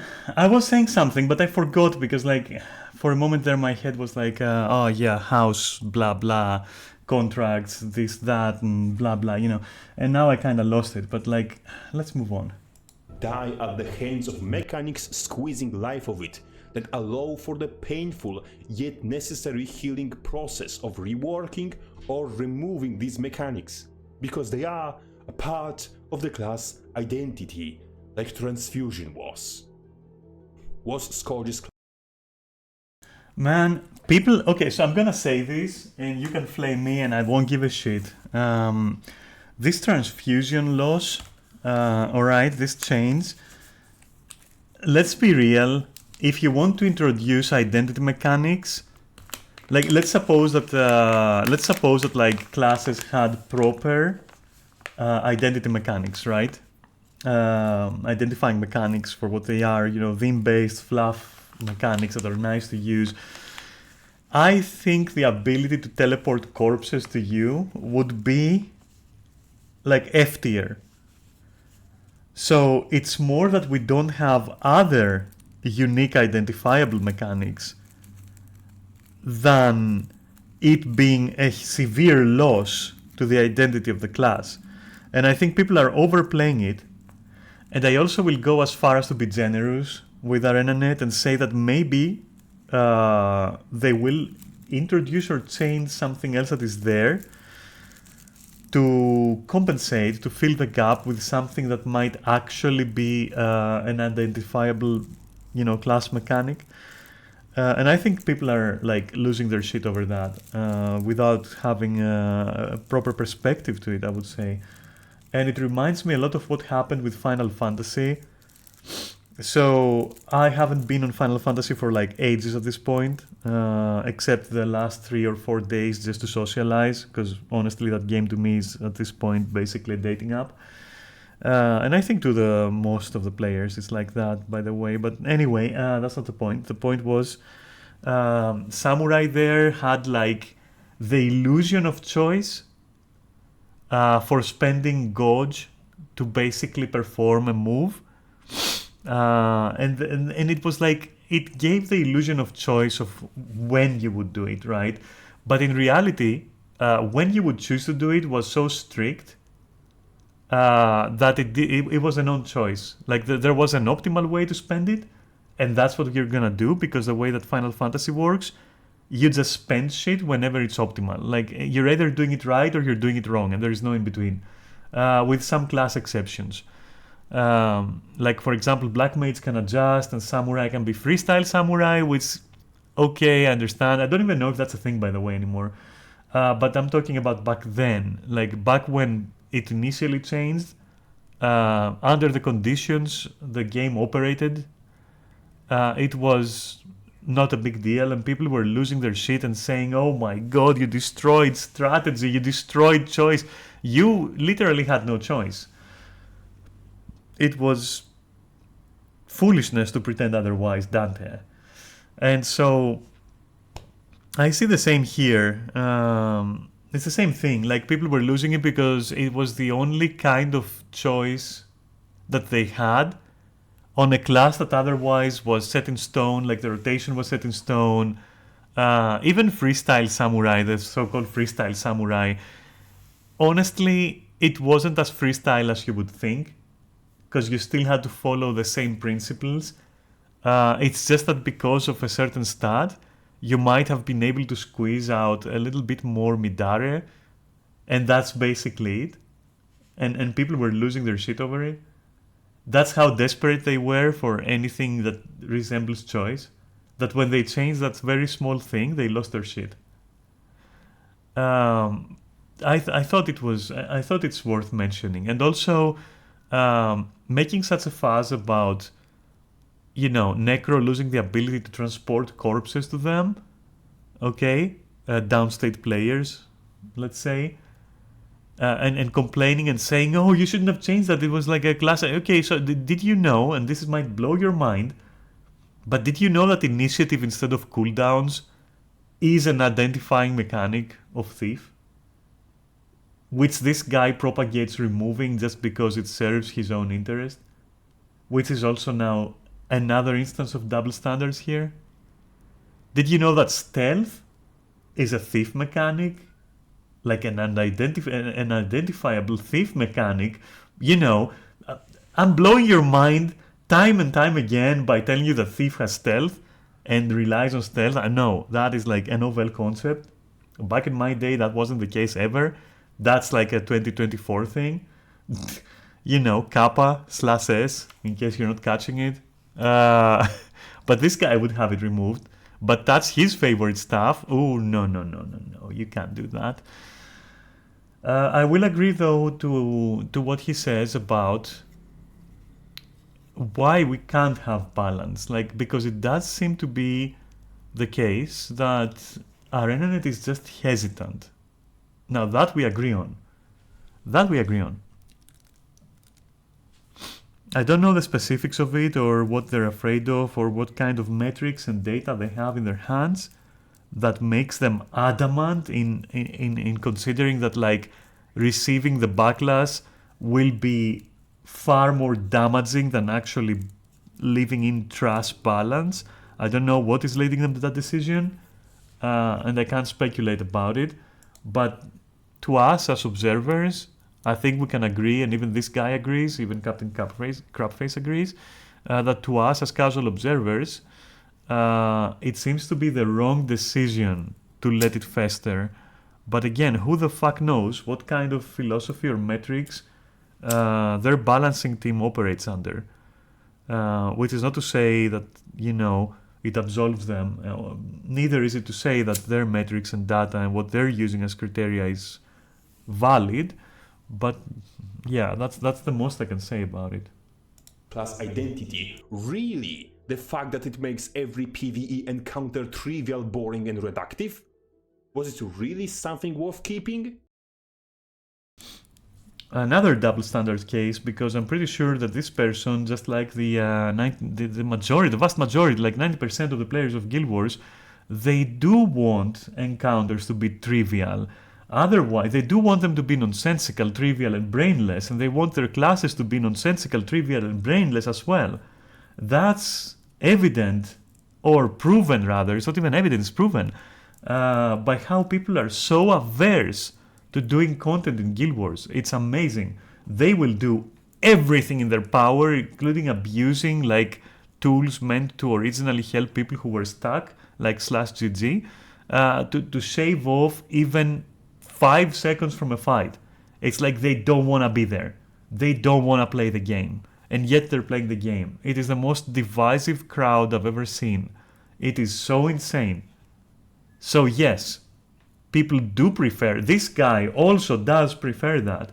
So he has no leg to stand on when he says, oh yeah, blah blah blah, that's because it's trivial and not that, we should make it more complicated. No, let me tell you, he's going to be the first guy to make a video about how mechanics are becoming more complicated if ArenaNet addressed all the whole /GG thing, the whole culture of /GG, and the whole culture of like trying to burst as much as you can in 10 seconds, otherwise just /GG and try again. And other bullshit like that, other bullshit fucking philosophies that I encounter in fucking LFG and PUGs all the fucking time, and which honestly throws me off the game. So fuck this guy. Or is Messmer's identity the fact that the class is completely built and balanced around being unfair to both play as and against? Do we really want to keep that? Or maybe Thief, being a sack of stealth spamming, shadow step exploiting shit, is also something worth preserving? Fuck it! Mace condition Berserker. No, fuck you, I think. I was fucking enough. Ah, that's it. That guy soured my mood, I'm not gonna lie. Oh, hi. Here's you. Let me put you in the right window. There you go. Yeah, I don't think so. I think this video was dog shit and very sentimental. Oh well. And that is almost my 2 hours quota for Saturday. After that video, my disappointments measure my days ruined. Yeah, exactly right. That is exactly how it left me, because it also made me think of like the whole culture of not playing the game that players are so steeped into. Like when did it all start? Like literally, when did it start? When did it go wrong with the community of this game? This is so interesting. Nobody has ever looked into it. Like, why is this such a fucking widespread phenomenon? Oh yeah, encounters are trivial and brainless. And then, raiding night with a group. How can we trivialize and make things more brainless for us? Hoo hoo. Like, yeah, you GG there, you skip here, and then you play only meta classes, and like we don't accept this and we don't accept that, and somebody has to do this because that's more like meta. Oh my god. Oh my god. But at the same time, oh, it's so trivial. It's so trivial, brainless. Oh my god, this is blah, blah, blah, blah, blah, blah. Like, oh god. Yeah, it's crazy. It's crazy. Man, whenever I say, when I go in a group, or when I make a group, basically, and I go like no/GG, people are losing their shit sometimes. They're like, but why? Why? Are you strange? Are you fucking crazy? And you're like, I can't, I fucking can't. So I've resorted, and it's an inside joke that keeps running with my group. Whenever somebody asks why, we're like, oh, titles. Meanwhile, we have all the titles from every fractal, but like we go like, oh, we need the titles. That's it. Like, yeah, the titles. And it's very funny because sometimes one of us will also pop the title as well and be like, oh, I need the title. And literally the guy, like the random with us, is going to be like, oh, yeah, okay, sure. Like, it's... My fucking god. Jesus Christ. I literally had a group member who was so fucking obsessed with speedrunning.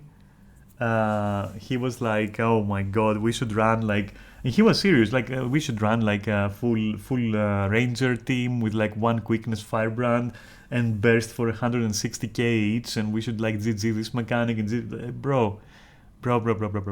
Stop right there. Just take a breath. Relax. Play the game. Enjoy it. It's okay. You don't have to win. It's alright. It was so crazy. Oh my god. Eventually he left the guild, of course, because yeah, we really were not a good match for each other.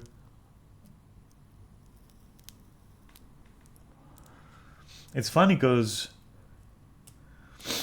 yesterday, like I had like another encounter, but maybe I shouldn't talk about that. Like not right now, at least. I don't know. I had an interesting one yesterday, which of course had to do with Lonely Tower CM. It was a very interesting random encounter. Wasn't completely random. I would say it was a friend of a guildmate. My god, I was miserable the whole run with that guy there. Jesus Christ. The biggest mistake I've ever did was giving him guest access to our voice chat. But my guild member asked for it, so I was like, okay, maybe they're cool, but nah. They were many things, but they weren't cool.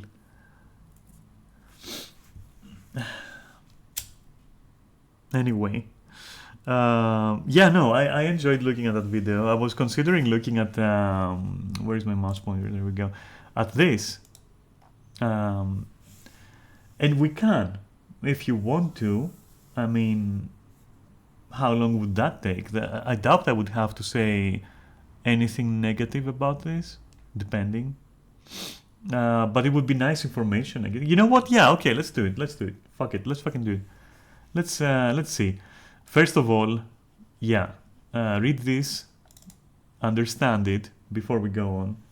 And the same rules apply that I prefaced the previous video with. Same fucking rules apply as far as I'm concerned, plus whatever you're reading on here, obviously. Okay? We don't want to promote that shit. This is just to be informed. Okay? All right, I will assume that you have read it. And yeah, that should be enough for you. And so, I'm gonna mute myself and let's see what's up.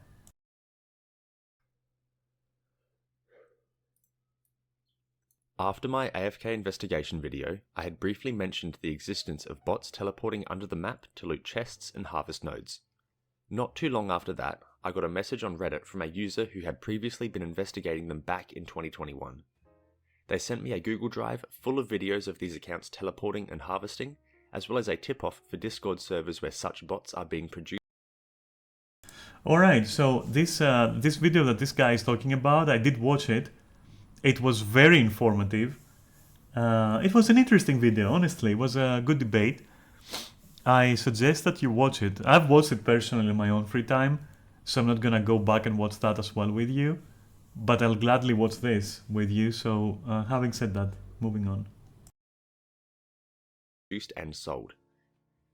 This is my deep dive into the underground world of Guild Wars 2 clients, bots, and trainers. The videos of these accounts matched exactly to what I had seen myself. They teleport under the map to be unseen by regular players, and they harvest nodes and open chests in rapid succession for massive profits. The reason these characters appear to fall is because they are actually flying. The game client is then trying to predict where the character should be. If they are in the air with nothing beneath them, they should fall. However, from the character's point of view, they are actually stationary in the air while harvesting or looting. Every time they move, the client updates their position from the server and then tries to predict their position again. The type of software that allows this is often called a trainer. A trainer modifies your game's memory, allowing your character to move in impossible ways, such as flying, no-clipping, wall climbing, and increased movement speed. They can also increase draw distance to allow players to see impossibly far, or remove fall damage in its entirety. On top of trainers, there are a few other methods that people use to cheat. Macros are programs that automate inputs such as skills or mouse movements, and bots automate the game in its entirety. There are also clients that create their own environment to easily run macros and bots, as well as modify the game's rendering. With current third-party tools, it is impossible to modify server-based attributes such as health, skill cooldowns, or stats. With this footage, I next had to dig into the Discord servers that I was sent. I created new Discord accounts as to not stand out, and started snooping through the server. Upon entering the server, I was greeted with a plethora of hacks, tools, and bots. On top of this, there was also a surprising amount of user-uploaded footage of them in action. To be safe, I scraped the entire server of all of its messages and media to sift through just in case I got banned. The most interesting things I found were bots for PvP, World vs World, Mad King's Labyrinth, as well as an inventory tool that can salvage, deposit, and sort your inventory however you want. Here it is in action, salvaging and sorting 40 stacks of unidentified gear within minutes. Another interesting find was something referred to as automatic combat routines, a tool that automatically does your character's DPS rotation, meaning that. And you know what? This is how you see benchmarks with crazy numbers. I'm just, controversial opinion, perhaps. And I'm not saying these individuals aren't skilled in any way, but, several benchmarks are achieved this way, and then people are just having these unrealistic expectations. Just saying, That you never have to focus on combat. There are a few user uploads of this in action, and they are surprisingly quite good. There were some tools that allowed for scripted teleportation for map completion, but nothing specific to the accounts I had seen harvesting nodes. I did, however, find several links to other Discord servers that. Maybe they're perfectly able to execute the rotation 100% of the time. You don't know. Yeah, exactly right. Exactly right. That's true. They're just skilled. But it's important to note what the person says in the beginning, that currently it's not feasible to modify stats at least. That's interesting.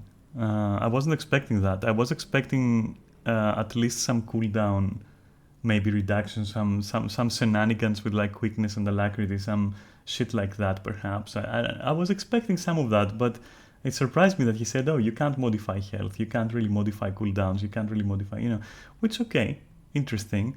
But the fact that you can fully automate your rotation, holy shit. As a Bladesworn main, I'm drooling. I never cheat, and I won't ever cheat. But I'm drooling because, wow, that would be so fucking good. And especially like, for example, Spear Condi Thief, that would be so fucking good. Like the numbers you'd be pulling would be fucking insane. But yeah, no, obviously I'm against it. I don't use it. But yeah, let's go on. Provided similar tools. As before, I scraped all of these servers for their media and messages to look over. One server was the main hub for a Guild Wars 2 client that allowed for the running of various different bots and scripts. This client was handcrafted in Godot 4 and featured a video that looked oddly familiar. What you are seeing here is a bot on this client teleporting under the map to collect nodes and chests. This is exactly the same type of bot that I have been observing in the past, with a more up-to-date script. The reason things look a bit strange is because this client has rendered the game with its basic collision mesh, as well as entities and interactable items being shown as default base models.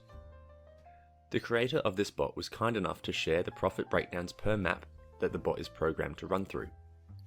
Going through Icebrood Saga, Living World and Path of Fire maps, this bot is expected to generate 53 gold per hour. Interestingly enough, and unsurprisingly, look at the difference between with and without volatile glyphs, like the expected. It's nice because it confirms that, like, yeah, volatile magic glyphs on your tools are literally best in slot, in a way that, like, yeah, just get them. Just get them if you can. I mean, you can see the difference. So it's interesting to see that. Anyway. Hour or 221 gold per run through. While having insane profits, the creator of this bot says that it is extremely niche with only 30 active licenses. 30 active licenses can still be quite significant if each license is being used on multiple accounts. Overall, I scraped through 9 Discord servers and found over 40 different bots, trainers and tools.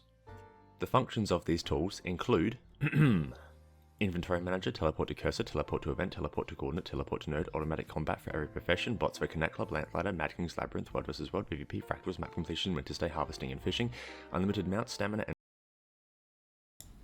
Holy shit. Holy shit. I'm glad they're not that widely used. Holy moly. Like, especially like that. I mean, sometimes, sometimes you will see like that one person sometimes, and you're like, And the reason you're gonna be is because you're gonna see some extremely ridiculous numbers on DPS from players who are otherwise completely mediocre, and often enough they're gonna be the ones that complain that you're not killing fast enough, and that's why they're dying to mechanics. Not to say that everyone who says that obviously uses a bot, but like there are like a few players, it's rare, but you can see it, where you just know that there is no way that this person is performing at this level, while otherwise being absolutely just mediocre, can't even dodge for the life of them. And it always kind of leaves me with a question mark whenever I will encounter like that. I'm like, how? Like, how are you, like, how, for real? And sometimes I'm thinking, maybe I know how, and I'll leave it at that. and skyscale endurance, mount speed boosts, glider speed boosts and altitude gain, wall climbing, object clipping, floor clipping, flight, no gravity, no fall damage and speed hacking, increased field of view, display of map-wide entity data and enemies, mini-map, enemy radar, zoom modifications, invisible to enemies, gear checking, item removal from trading post, and automatic trading, just to name a few. The majority of which are licensed products, which means that payment is required for usage. There were, however, a few free tools with limited features.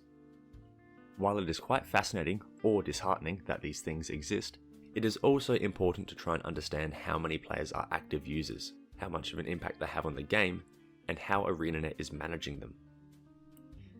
After being sure I had covered everything available to me in the servers, I reached out to some of the creators of the scripts, bots, and even the creator of the client to hopefully learn more about the true number of users and the motivation for creating such tools. One of the lead script developers didn't want to share how many users their product had, though they happily told me about their history creating scripts and bots. They started creating tools privately as a way to learn and improve their coding skills.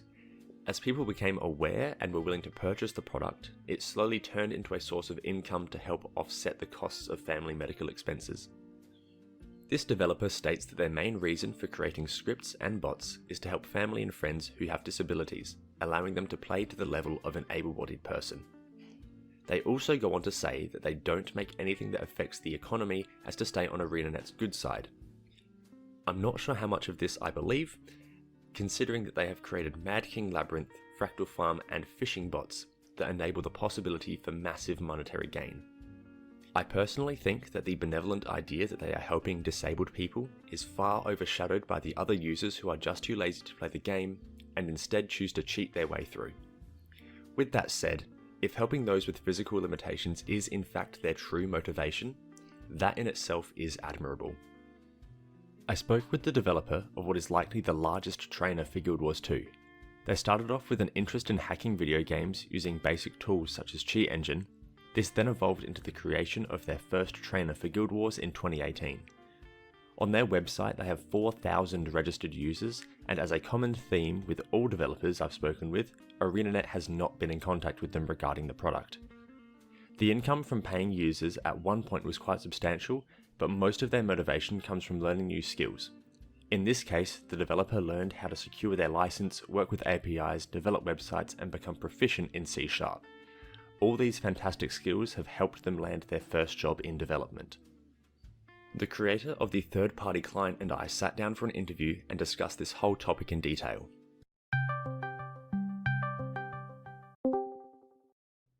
Hello, it's so good to have you here to speak for everyone. I was wondering if you'd like to start off giving a little bit of information about the client, how long you've been working on it, and what motivates you to keep on with production. So we actually did start something similar when the game was first released. So back then we did it more business to business, so we didn't really publish it, and it was also without graphical output at the time. We actually started with a normal, just an API for the official client, and then later went over to write the... That then kind of rested for a while, so we didn't really do anything with it.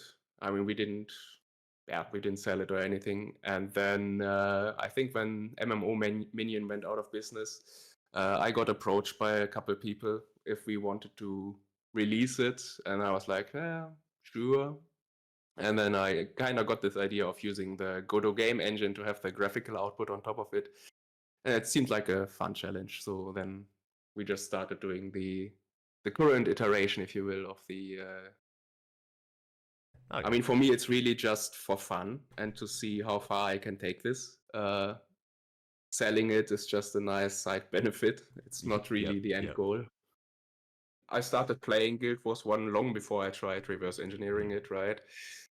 I got really hooked on it, and at some point it was like, yeah, you have to repeat this one task like 1,000 times to get the thing that you want. And I was like, that doesn't sound like a lot of fun. I hope there's different ways to achieve this. And then that way I kind of got into reverse engineering. At that time, I think he was called. He was writing the Guild Wars client API, which kind of inspired the naming scheme. So this was... And then I helped working on that.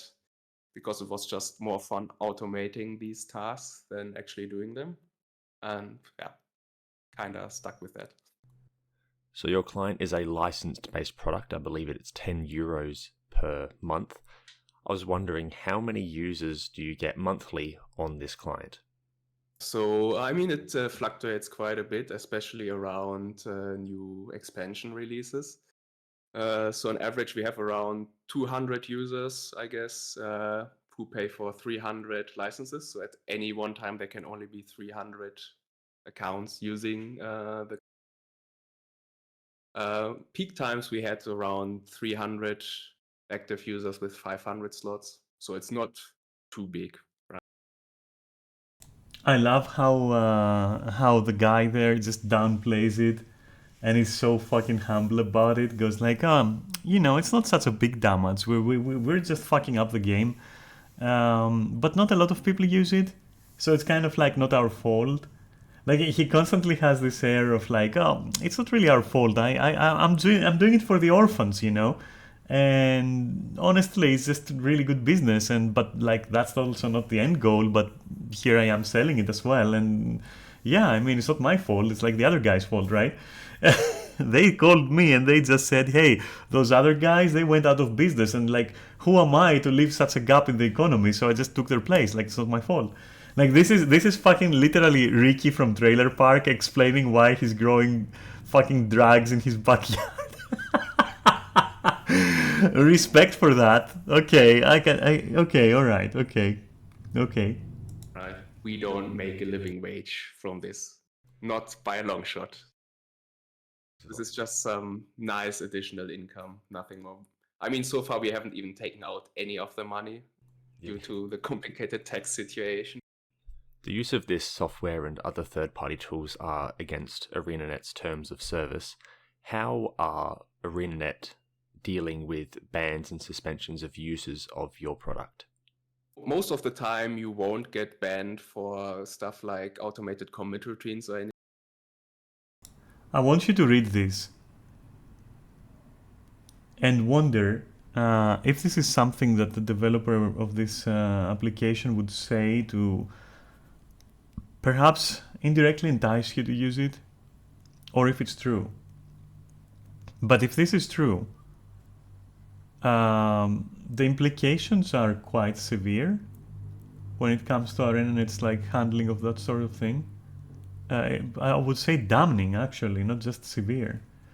But again, just like Yafas here, I will take this with a grain of salt, because it might just be a method to advertise it, so we don't know.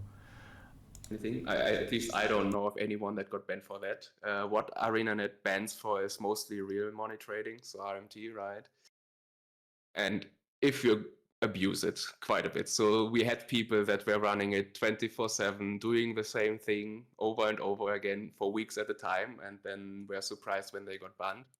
So I mean, basically the general recommendation is you don't do the same thing all the time. You don't do it 24/7, and you make sure that ArenaNet cannot link your accounts together.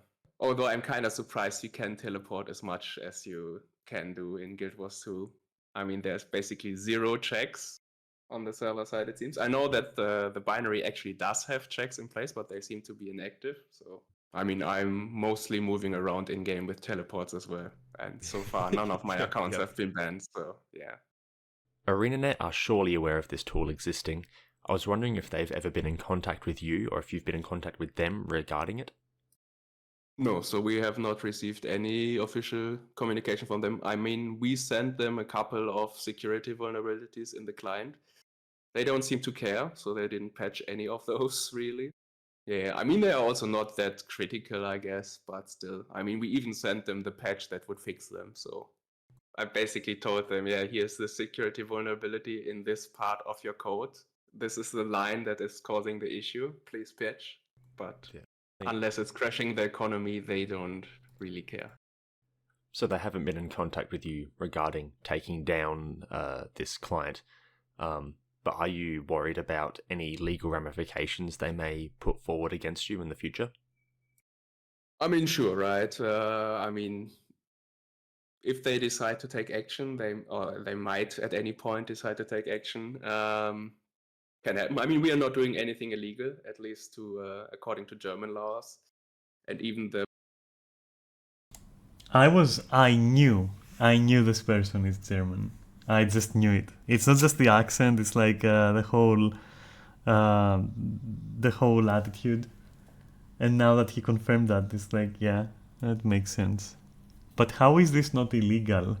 I wonder. And if it's not illegal, then does that extend to like, God, like the implications are too severe. Wait. The provisions in their terms of service that kind of prevent you from reverse engineering are not really valid in Germany because you have a right to reverse engineer stuff. But I mean, they can certainly try to sue us, and that would cost a lot of money. That is why we basically founded our company with limited liability to at least have some protection from that. Yeah.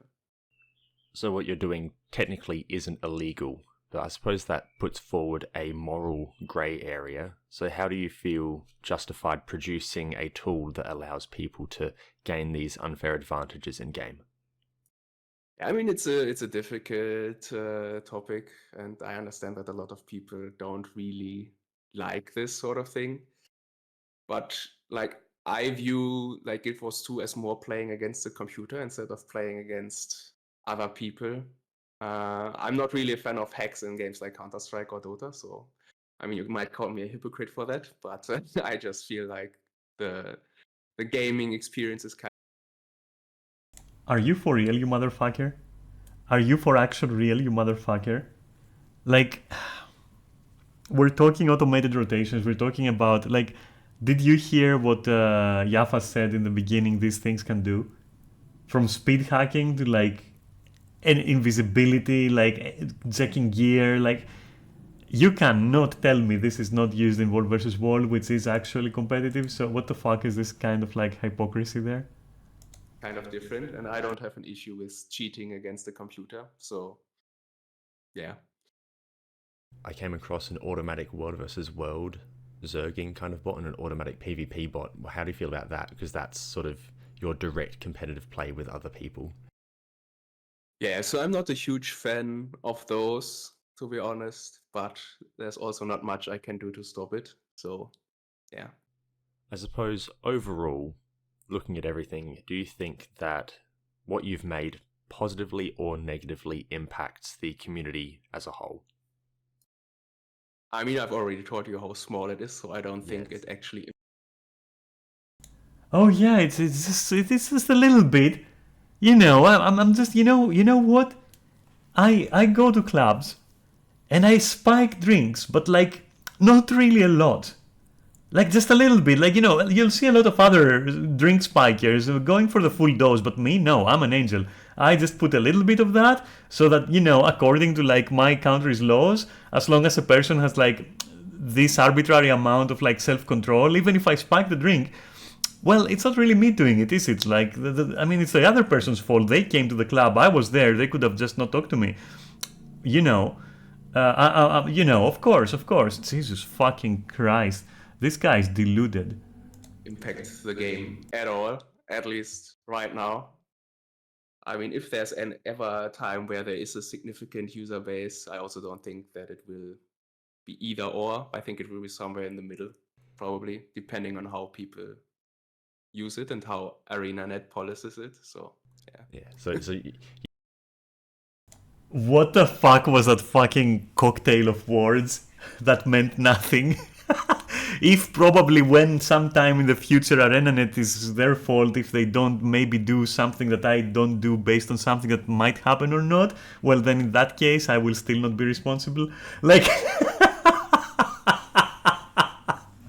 whoa! This is like, oh man, okay, I'm gonna keep watching. This is a gold mine. you don't think it's significant enough that it's like causing pressure or anything? No, I mean, there's not enough people using it to have any meaningful impact on the economy or anything else. Yeah, you know, my country has like a lot of nukes, but like, you know, they're not used though. Maybe once in a while, you know, but like yeah, it's totally good for humanity that exists because, like, you know, we're not using them. That's why they exist, obviously. Like, we have them there to just never use them. And, you know, that's like, if other people are afraid of that, that's their problem, I guess. You know, that's kind of like, yeah.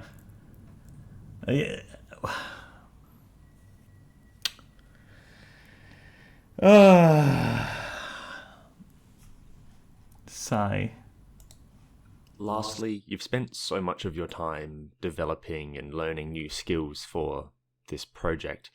Has that allowed you to progress in new career directions or any other aspects of life that you otherwise wouldn't have been able to do? Yeah, I mean, I'm not doing anything remotely related to for my day job, but it certainly helped like with my software engineering skills. So I would say that I wouldn't have been able to get the job that I currently have without this project, or well, all the time that I spent. Oh yeah, of course. Like, you know what? Kicking some puppies on the street has given me some great kicking skills. I think that there was no other way for me to develop like my kicking abilities, and it helped me in my career in soccer. And that's why I think it's justified, because it's just like a couple of puppies.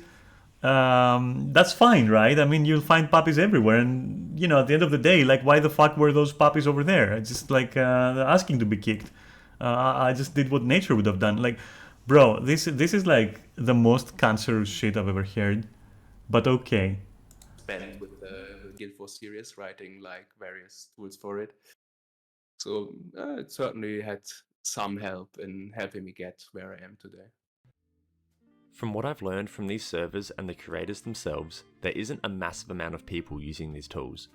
The third-party client has a 300 user peak, and the main trainer has approximately 4,000 users. Judging by the Discord server sizes of other tools, it would be fair to estimate that there's 5,000 individual users based on the information I have. This estimate could be substantially higher if we included those who downloaded the software but never involved themselves with the Discord servers or websites. These such players, however, are not included, as it is impossible to determine the amount that there are. According to MMOpopulation.com, Guild Wars 2 is estimated to have an active player base of around 136,923 players. If all of the estimated third-party tool users are active, then that only accounts for 3% of the population. This is such a small amount that even if they were aggressively cheating to make gold, they would likely have minimal impact on the overall game economy.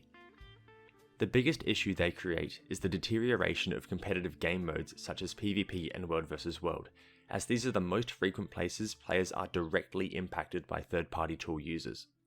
Players teleporting away to safe locations when losing, into keeps to capture them, or even under the map to kill players while completely safe. Many of the Discord servers I have searched through collect a substantial amount of information relating to account suspensions and terminations of their users. ArenaNet do ban third-party users, and from what I've gathered through player testimony and the information collected, ArenaNet focuses on larger botting operations and real money trading over individual players using third-party tools. New accounts are monitored heavily for wealth gain to catch the creation of new botting operations, while older accounts aren't as strictly moderated. ArenaNet do a relatively good job at finding the larger account farms to shut them down, though there are some methods that are used to avoid detection. For individual accounts, ArenaNet typically follows the trend of the first offense being a 3-day suspension, the second offense being a 7-day suspension, and the third offense being an account termination. The exception to this is when an individual account is rapidly teleporting to collect waypoints, botting for extreme durations of time, trading for real-world money, or if the account is being fed gold from multiple bot accounts, which results in a higher level of suspension or termination immediately. In theory, this is a great system. It gives players a chance to right their behaviour if they make a stupid decision to use third-party tools, while also harshly penalising those with clear malicious intent. In reality, the lack of moderation on older individual accounts means that players can go an extremely long time before even being caught once, let alone 3 times. Many of the users I came across have been using trainers or bots for years without a single suspension. This has allowed for many individuals to make a significant amount of gold in short periods of time. It is easy to criticise ArenaNet for this, though we should give them some slack as it is a very difficult job to moderate a whole game. With none of ArenaNet's back-end resources, I was able to uncover the main accounts of over 700 verified third-party tool users by cross-referencing their Discord user IDs with over 50,000 users of the largest Guild Wars 2 community servers in a little over a day just for a challenge. I believe that individual accounts using third-party tools aren't affecting ArenaNet's profits, optics, or the game economy enough to warrant the increased moderation efforts. Instead, they focus on the easy-to-detect large-scale gold farming operations and real money trading that do. The fact they couldn't even be bothered to fix vulnerabilities in their client when handed the patch gives the impression. So this is the argument, the ever-present argument is there, like with any competitive game, of like, do they really exist? And people will be like, oh, maybe there is a couple of like major cheaters, but they get caught, and that means the rest of the game is clean. When in reality, the problem comes, and especially with like competitive games, and this is not directly to do with Guild Wars, but just a general observation. The problem comes from people's fucking blindedness when it comes to subtle cheating, as it's called, where through various methods you're going to go to a length to conceal the fact that you're cheating by, for example, in an FPS, you would tweak your auto-aim, you would tweak your no recoil, you would tweak your snapping, your aimbot, like, you know, so as to appear more legitimate. And then you have like, especially in older games, like for example in Guild Wars or PlanetSide, if you will, PlanetSide 2, because 1 just doesn't exist anymore, I guess, officially. Where these players already had good stats, already had built good stats, or had been playing for a long time, and therefore the whole trend of, oh, it's an old game, there is way too many skilled players by now, kind of argument surfaces, where, yeah, that's why older games are just as easy to be fertile grounds as new games, you know. In fact, you could say older games are better for subtle cheating, especially on older accounts, because exactly you can level all these counter arguments like, oh, but I've been playing for a long time. Oh, it's just that the game has been around. Everyone has these skills. Oh, you can see my score. It's not perfect. It's almost perfect. Oh, it's just an alt account. Oh, you know, it is. People are deluding themselves when they think that, like, oh, there is no cheating. There's this one obvious guy, he got banned, and that's it. And like, Jesus Christ. That they really don't care about moderation. I only hope that in neglecting this type of moderation, ArenaNet are focusing on creating better player experiences through new content, gameplay, and balances, resulting in the net benefit to all players. I want to give a massive thank you to the Reddit user who forwarded me this information and began this investigation. I also want to give a massive thank you to the client creator, script developers, and bot creators who shared their side of the story despite being quite a sensitive and often poorly received topic. Thank you all for watching, and I hope to see you all next time.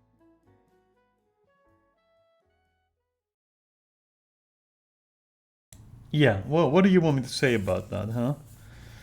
Sure, it's a small percentage, but you know what happens when people say, oh, it's a small percentage. That means I can also do it, you know? Like, wait a minute, I also have like an 8-year-old account. Oh, and also they're not really that many. Maybe I can do it. You know, maybe I can get the free client. Maybe I can avoid the forums and Discord, because quite honestly, who would be so stupid as to just jump in those Discords? Like, if I were to do this, I would disconnect myself as much as possible from like any source. I would just get the thing, do my thing with the thing, and just leave it at that. So, you know how it goes. I think that the numbers are much larger, but yeah, it cannot be proven because these people are sane enough to not link their accounts to like Discords and Reddits and all that shit. So yeah, There's no way you're gonna tell me that that number, I would guesstimate in an uneducated way that it is at least double, if not triple, the amount of players using that shit, maybe more. That's what I'll say. So in the end, it's not really that, you know, that small a percentage of users. If those are the registered users, yeah, you can expect at the very least double the amount existing out there.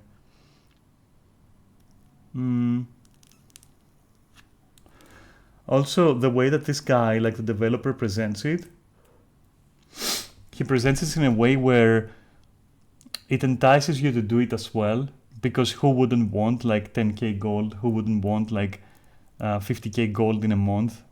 Honestly, especially new players. But, you know, disgruntled old players as well, I would imagine. Yeah. Oof. A big oof. I also understand like why ArenaNet would just probably not focus it too much unless it's egregious. I get that logic. I honestly do. It's still harmful, I would say.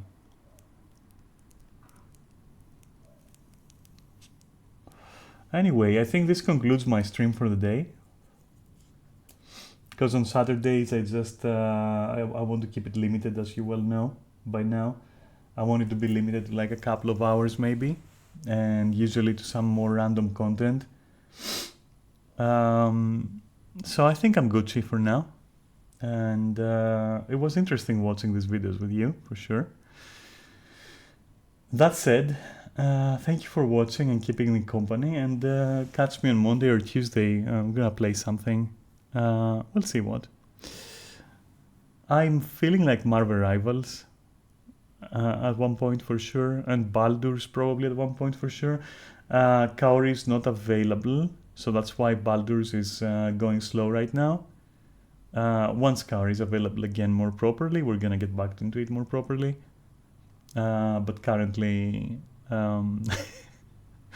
currently it's a little bit iffy with Baldur's Gate, and I'm sorry for that. I also want to play it, but like, yeah, obviously, I do want all three of us to be there, and yeah, you know. So yeah, it's gonna be like Marvel Rivals, it's gonna be Guild Wars, it's gonna be this and that. So yeah, if I don't sound enthusiastic, I mean, I am. I'm just very comfy right now. I'm just like really chilling.